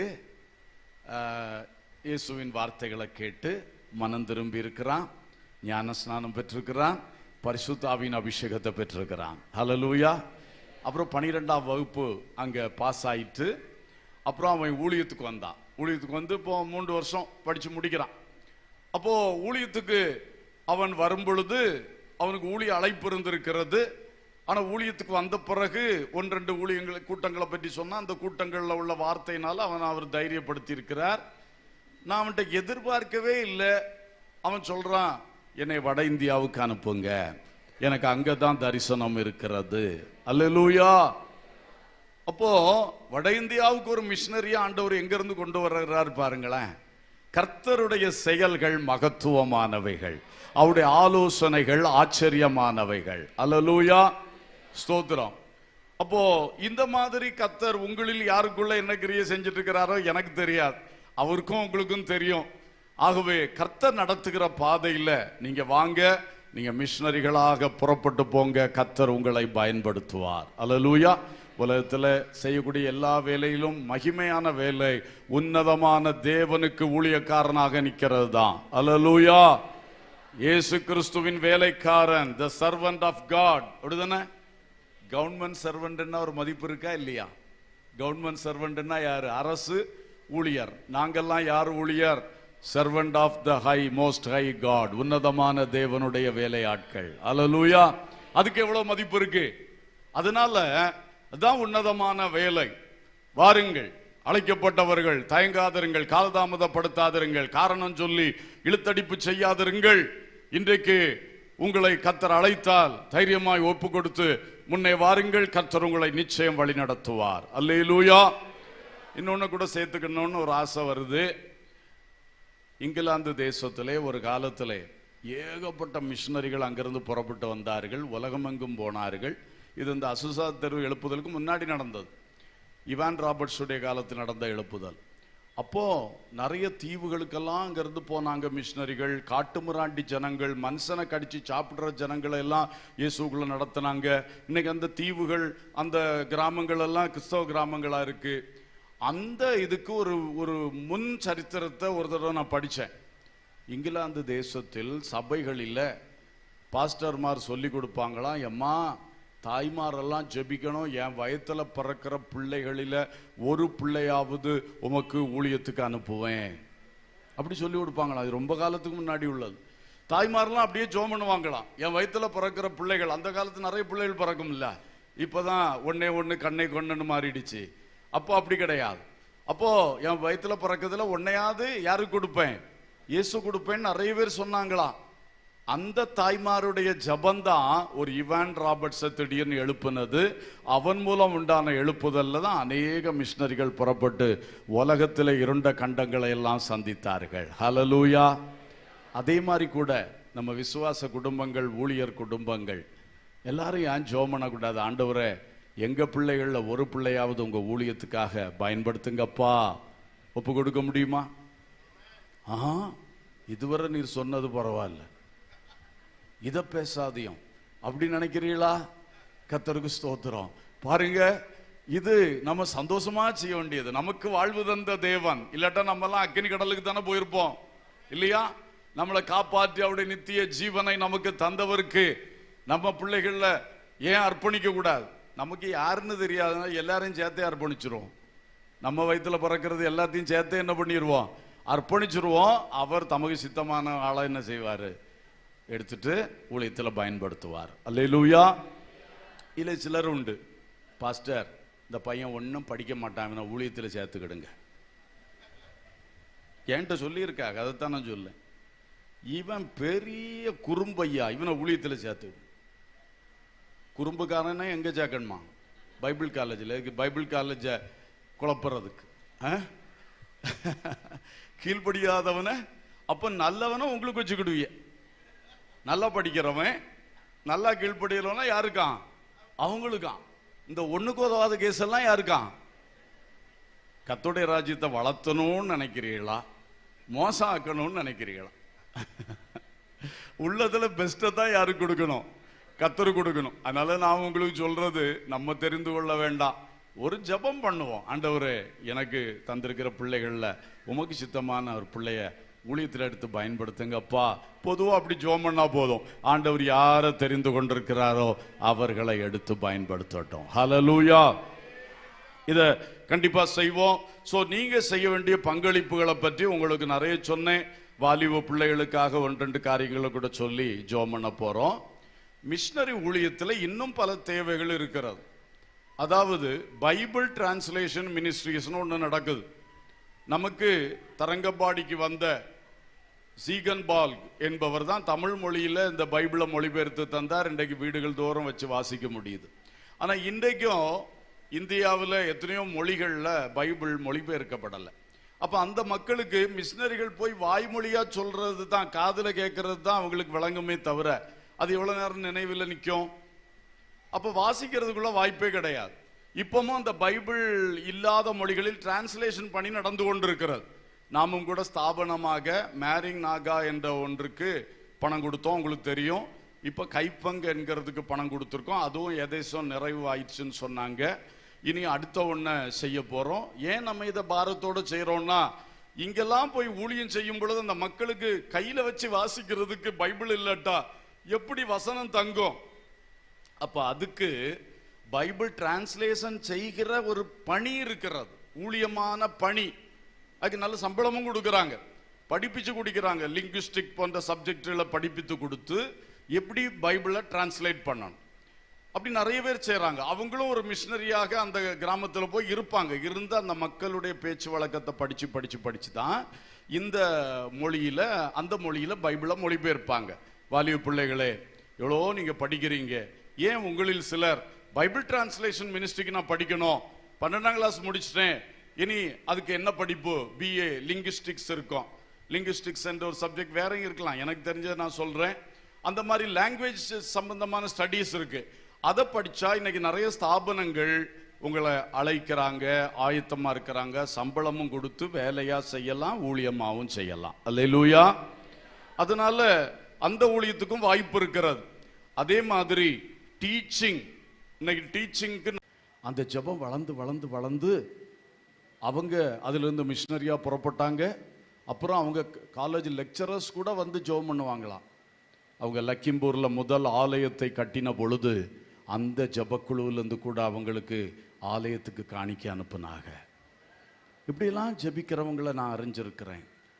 துபாய் தேசமா சவுதி தேசத்தில் ஒரு நர்ஸ் சகோதரி, அவங்க இப்போ அமெரிக்காவில் இருக்காங்க. அவங்க ஒரு சாட்சியை சொன்னாங்க. சவுதியில் அப்போ அவ்வளவு எதிர்ப்பு. பாத்ரூம்குள்ளே போய் நின்று அந்த ஷவரை திறந்து விட்டு அந்த தண்ணி பாயிற சத்தத்தில் அந்நிய பாஷை பேசுவேன், ஏன்னா கூட இருக்கிறவங்க கம்ப்ளைண்ட் பண்ணிட்டாங்கன்னா பிரச்சனை ஆகிடும். அப்படி பண்ணி இன்னைக்கு அவங்கள ஆண்டவர் அமெரிக்க தேசத்தில் கொண்டு வந்து அவங்க ஹஸ்பண்டு ஒரு பெரிய, அந்த காலத்திலே ஒரு டிவி மினிஸ்ட்ரிஸ், யூடியூப் டிவி இப்போ நடக்கிறது மாதிரி ஒரு டிவி மினிஸ்ட்ரிஸ் நடத்திட்டு இருக்கிறாரு. ஒவ்வொருத்தருடைய சாட்சிகள் அவ்வளவு ஆச்சரியமா இருக்கு. வாலிப தங்கச்சி, வாலிப தம்பி, உன் இளமையிலேயே இயேசுக்காக நீ ஒரு தீர்மானம் எடு. சின்ன தீர்மானமா இருக்கும், 5 minutes prayer. அற்பமாக தான் தோணும், ஆனா அந்த அற்பமான ஆரம்பத்தை யார் அசட்டை பண்ணலாம்? தேவனுடைய கண்கள் அதை பார்க்கிறது, சந்தோஷமாய் பார்க்கிறது. உன் கையினாலே வரும் நாட்களில் பெரிய காரியத்தை செய்வார். இன்னைக்கு உனக்கு ஆண்டவர் என்ன விதைய உன் உள்ளத்துல போட்டிருக்க, அதை பற்றி ஆண்டவர்கிட்ட பேசு பேசு பேசு. 1 மணி நேர ஜெபம். தேவ மக்களே, யார் அதற்கு தீர்மானிக்கிறீர்கள்? நான் 1 மணி நேரம் தனியா ஜெபிப்பேன். யாராவது கூட வந்தா வருங்காலத்தில் சேர்த்து ஜெபிக்கவும் ஆயத்தம். அப்படி ஜெபிக்கிற ஒப்பு கொடுத்தவங்க யாராவது கூட்டத்தில் இருக்கீங்களா? கை வைத்துங்க, உங்களுக்காக நான் ஜெபிக்க விரும்புகிறேன். ஆமேன். பல கைகளை நான் பார்க்கிறேன், மிக சந்தோஷம். ஆமேன். வெக்கப்படக்கூடாது, கர்த்தருக்காக ஒரு தீர்மானத்தை வெக்கப்படக்கூடாது. எழும்பி நிற்க முடியுமா? நீங்க நிற்கிற இடத்துல எழும்பி நிற்கலாமா? இவங்களுக்காக நம்ம முதல்ல எல்லாரும் சேர்ந்து ஒரு சின்ன ப்ரேயர் பண்ணிடுவோம். எழும்பி நில்லுங்க. 1 மணி நேரம் ஜெபிக்கிறேன் என்று சொல்லி ஒப்பு கொடுக்கிற கர்த்தருடைய பிள்ளைகள், உங்க கையில ஒரு பேப்பர் தருவாங்க, வாங்கி வச்சுக்கிடுங்க. இப்ப வாசிக்க வேண்டாம், வாங்கி வச்சுட்டு ஜோம் பண்ணுங்க. பிறகு நீங்க அதை நிரப்பி இந்த கூட்டம் முடிஞ்சு போகும்போது கொடுத்துட்டு போங்க. உங்களை கான்டாக்ட் பண்றதுக்காகத்தான் அந்த முயற்சி. ஹல்லேலூயா. இப்பொழுது எல்லாரும் கவனம் செலுத்தி கர்த்தரை நோக்கி பாருங்க. உங்களுக்கு நீங்க எந்த கிழமை ஜெபிக்கலாம், எந்த டே, எந்த கிழமை, எந்த டைம் ஒன்று நீங்கள் சரி பண்ணிக்கிடுங்க. பிறகு சேஞ்ச் பண்ணாலும் பண்ணிக்கலாம், அது உங்களுடைய வசதி. ஆனால் இப்போ ஒன்றை தீர்மானித்து கொள்ளுங்கள். கீழே உட்கார்ந்துருக்கிற எல்லாரும் வலது கையை உயர்த்தி இவங்களுக்காக போராடி ஜெபம் பண்ணுவோம். கர்த்தாவே, இவர்கள் எடுக்கிற அந்த நல்ல தீர்மானத்தை கடைசி வரை காத்துக்கொள்ள கிருபை கொடும்னு எல்லாரும் கொஞ்சம் சத்தத்தை உயர்த்தி நல்லா ஜெபம் பண்ணுவோம். எங்கள் பிதாவே, இப்பொழுது நாங்கள் இவர்களுக்காய் சேர்ந்து விண்ணப்பம் பண்ணுகிறோம். எங்கள் பக்தியிலிருந்து இவ்வளவு பேரை இந்த மிஷனரி பணிகளுக்காக ஜெபிப்பேன் என்று எழுப்புனீங்களை தகப்பனே, ஸ்தோத்திரம். இவர்களோடு ஆவியானவர் உடன்பட்டிருக்கிறீர், இடைப்பட்டிருக்கிறீர். இவர்கள் எடுத்த இந்த தீர்மானத்தை நீர் அங்கீகரியும். இயேசுவே, நீர் அங்கீகரியும், நீர் ஆசீர்வதியும். ஜெபிக்கிற கிருபைகள், வரங்களை இவர்களுக்கு தாரும். அந்த புதிய அபிஷேகத்தை இவர்களுக்கு தாரும். உம்முடைய வல்லமை இவர்களை நிரப்பட்டும் தகப்பனே. இவர்கள் காலம் எல்லாம் உம்முடைய ராஜ்யத்துக்காய் ஜெபிக்கிற ஜெப வீரர்களாக இவர்களை அபிஷேகியும் என்று ஜெபிக்கிறோம். வல்லமை இறங்கட்டும் இப்பொழுதே. பரிசுத்த ஆவியானவர் உம்முடைய பிள்ளைகளை ஸ்பெஷலாக நிரப்பும் என்று வேண்டிக் கொள்ளுகிறோம். லிகந்துனா பாலா ஷத்துனா கிலபௌரியந்தனா. எஸ் லார்ட், வல்லமை இறங்கட்டும். ஜெபத்துக்கான கிருபைகளை இறங்கட்டும். விண்ணப்பத்தின் ஆவினாலும் கிருபையின் ஆவினாலும் இவர்களை நிரப்பும். இந்த மிஷனரி ஊழியத்தை குறித்து, அழிந்து போகிற ஆத்துமாக்களை குறித்த ஒரு சரியான பாரம், ஒரு சரியான தரிசனம் உடைய பிள்ளைகளுக்குள் தந்து விடுவீராக ராஜா. உங்க வல்லமையுள்ள கரத்தில் இவர்களை தருகிறோம் தகப்பனே, ஹல்லேலூயா. கர்த்தருடைய வல்லமை இறங்குவதாக, கர்த்தருடைய கிருபை இறங்குவதாக ராஜா. ஆமென். Price God. அப்படியே இவர்கள் நின்று கொண்டிருக்கும் பொழுதே யாருடைய உள்ளத்திலாவது கர்த்தர் என்னை முழு நேர ஊழியத்திற்கு அழைக்கிறார் என்று சொல்ல சத்தம் தொனித்துக் கொண்டிருந்தா, நீங்களும் கூட அந்த கூட்டத்தோடு எழும்பி நில்லுங்க. நீங்களும் கூட அந்த கூட்டத்தோடு எழும்பி நிற்கலாம். உங்களுக்காகவும் நாங்கள் இப்பொழுது ஜெபிக்க விரும்புகிறோம். கர்த்தர் உங்களை அழைத்தது உண்மையானால் அவர் உங்களுக்கு ஒரு ஊழிய பாதையை கண்டிப்பா வச்சிருக்கிறார். அந்த வாசலை கரெக்டா தரப்பா. நீங்க பயப்பட வேண்டிய தேவையே இல்லை. ஹல்லேலூயா. அப்படி யாராவது இருக்கிறீர்களா? நீங்க தயவுசெய்து இந்த மேடைக்கு பக்கத்தில் வரும்படி அன்போடு கேட்டுக்கொள்ளுகிறேன். வாங்க, மேடைக்கு முன்னாடி வாங்க, வெக்கப்படவே வேண்டாம். அப்படி கர்த்தருடைய ஊழியத்திற்கென்று அர்ப்பணித்தவர்கள் யாரா இருந்தாலும், வாலிபனோ பெரியவர்களோ, நீங்க 2 ஸ்டெப் முன்னால வச்சு இங்க வந்து நிற்கும்படி மிக அன்போடு உங்களை அழைக்கிறோம். மற்றவங்க வேடிக்கை பார்க்க கூடாது, ஜெபம் பண்ணணும். இது கர்த்தர் ஊழியம் செய்கிற நேரம். நேரம். மனுஷ உள்ளங்களுக்குள் கர்த்தர் பேசுகிற நேரம். ஹல்லேலூயா, ஹல்லேலூயா. இங்க பார்த்து நில்லுங்க பிரதர், பிரைஸ் தி லார்ட். இங்க பார்த்து நில்லுங்க, ஜெபம் பண்ண போறோம் உங்களுக்காக. இங்க பார்த்து நில்லுங்க, பிரைஸ் தி லார்ட், ஹல்லேலூயா. ஸ்தோத்திரம். வேற யாராவது இருக்கிறீங்களா? தயங்கி கொண்டு இருக்கிறீங்களா? கர்த்தர் என்னோட பேசிட்டு இருக்கிறார், ஆனா எனக்கு முன்ன போறதுக்கு வெக்கமா இருக்குன்னு சொல்றீங்களா? இயேசு கிறிஸ்து சிலுவையில் தொங்குறதுக்கு வெக்கப்பட்டிருந்தார்னா இன்னைக்கு நம்ம மீட்கப்பட்டிருக்க முடியுமா? அரை நிர்வாண கோலமாய் அந்த ஆண்டவர் இயேசு சிலுவையில் அறையப்பட்டு நமக்காக தொங்கி இவ்வளவு பெரிய மீட்பை உண்டு பண்ணினாரு. இந்த இயேசுவுக்காக எந்த பாடுகளையும் சகிக்க நான் ஆயத்தம், எந்த அவமானங்களையும் சகிக்க நான் ஆயத்தம் என்று சொல்லி இயேசுவின் அழைப்பை பெற்ற மக்கள் இன்னும் யாராகிலும் இருந்தாலும் இப்பொழுது நீங்கள் முன்னே வாருங்கள்.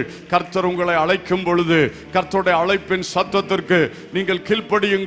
கர்த்தர் கிரியை செய்வார். இப்பொழுது எல்லாம் சேர்ந்து ஆவியில நிரம்பி ஜெபம் பண்ணுவோம். அந்நிய பாஷையின் வரத்தை பெற்றவர்கள் நல்ல அந்நிய பாஷை பேசி ஜெபம் பண்ணுங்க. ஜெபிக்க ஒப்பு கொடுத்தவர்கள் மேலும் ஊழியத்துக்கு ஒப்பு கொடுத்தவர்கள் மேலும் இன்னும் கிருபை இறங்கும்படியாக, தேவனுடைய அபிஷேகம் வல்லமை இறங்கும்படியாக எல்லாரும் ஆவியில நிறைந்து ஜெபம் பண்ணுவோம். ஆவியின் அபிஷேகத்தை பெற்றவங்க நல்ல வல்லமையா ஜெபம் பண்ணணும். உங்க வரத்தை இப்ப நீங்க பயன்படுத்தணும். அது பரிசுத்தாவியினுடைய ஊழியத்துக்கு மிகப்பெரிய பிரயோஜனமாக விளங்கும். ஆமென். ஹல்லேலூயா, ஹல்லேலூயா. ஸ்தோத்திரம், ஸ்தோத்திரம், ஸ்தோத்திரம். ஹல்லேலூயா. பிதாவே, சகோதரனை ஆசீர்வதியும். சகோதரன் மேல் கர்த்தர் வைத்த நோக்கம் நிறைவேறும்படியாய் இப்படி வல்லமை இறங்குவதாக, கிருபை இறங்குவதாக. அழைப்பின் சத்தத்தை தொனிக்க பண்ணுனவர் அழைப்பின் பாதையை திறந்து கொடும். கரம் பிடித்து நடத்தும், கரம் பிடித்து நடத்தும். இந்த சகோதரிகளுக்காக ஜெபிக்கிறோம் தகப்பனே.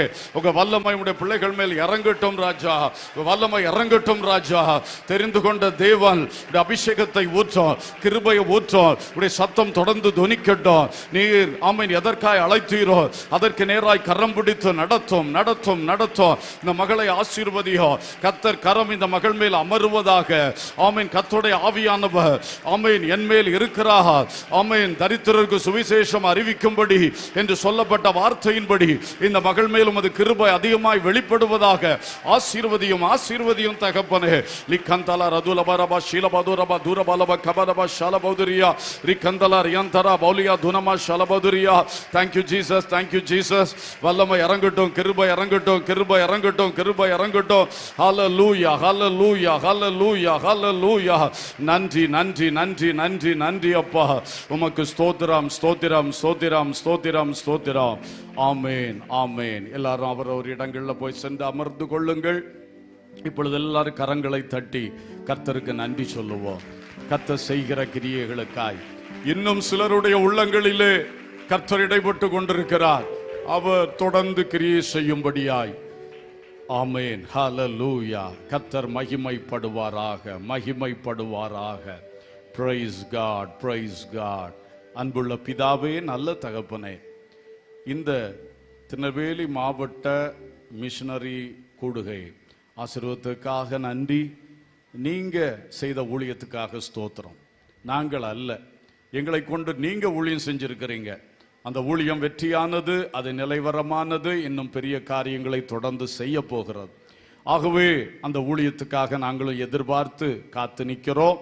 கர்த்தர் தொடர்ந்து இந்த சபையிலும் பெரிய காரியங்களை செய்யும், எல்லா சபைகளிலும் பெரிய காரியங்களை செய்யும், இவர்களுடைய வீடுகளிலே பெரிய காரியங்களை செய்யும். உம்முடைய ராஜ்யத்தின் பணிக்காக இவர்கள் முன் நிற்கிறார்கள். உம்முடைய ராஜ்யம் வருவதாக, உம்முடைய சித்தம் பரமண்டலத்திலே செய்யப்படுவது போல இவர்கள் ஒவ்வொருவர் வாழ்விலும் செய்யப்படுவதாக. வந்து கூடியிருக்கிற அத்தனை பேரையும் ஆசீர்வதிங்க. குறிப்பாக இந்த சபையை இன்னும் ஆசீர்வதிங்க. இன்றைக்கு இந்த இடத்துல நின்று நாங்கள் கூட்டம் நடத்தினோம். இந்த இடத்துல சீக்கிரம் ஆராதனை நடத்தக்கூடிய அளவுக்கு இந்த சர்ச் பணிகளை கட்டி முடிக்க ஆண்டவர் அற்புதம் செய்வீராக தகப்பனே. காரிய சித்தியோ கர்த்தரிடத்தில் இருக்கிறது. கர்த்தர் தருவீர். ஜெயமோ கர்த்தரால் வரும். அது இங்கே வரட்டும் என்று வேண்டிக் கொள்ளுகிறோம். இந்த பிள்ளைகள் திரும்ப போற பயணங்களிலும் கூட இரும். எல்லாருக்குள்ளும் விதைக்கப்பட்ட வசனங்கள் முளைத்தெழும்பி பலன் தர ஜெபிக்கிறோம். ஆசீர்வதியும் இயேசுவின் நாமத்தில் பிதாவே. ஆமென்.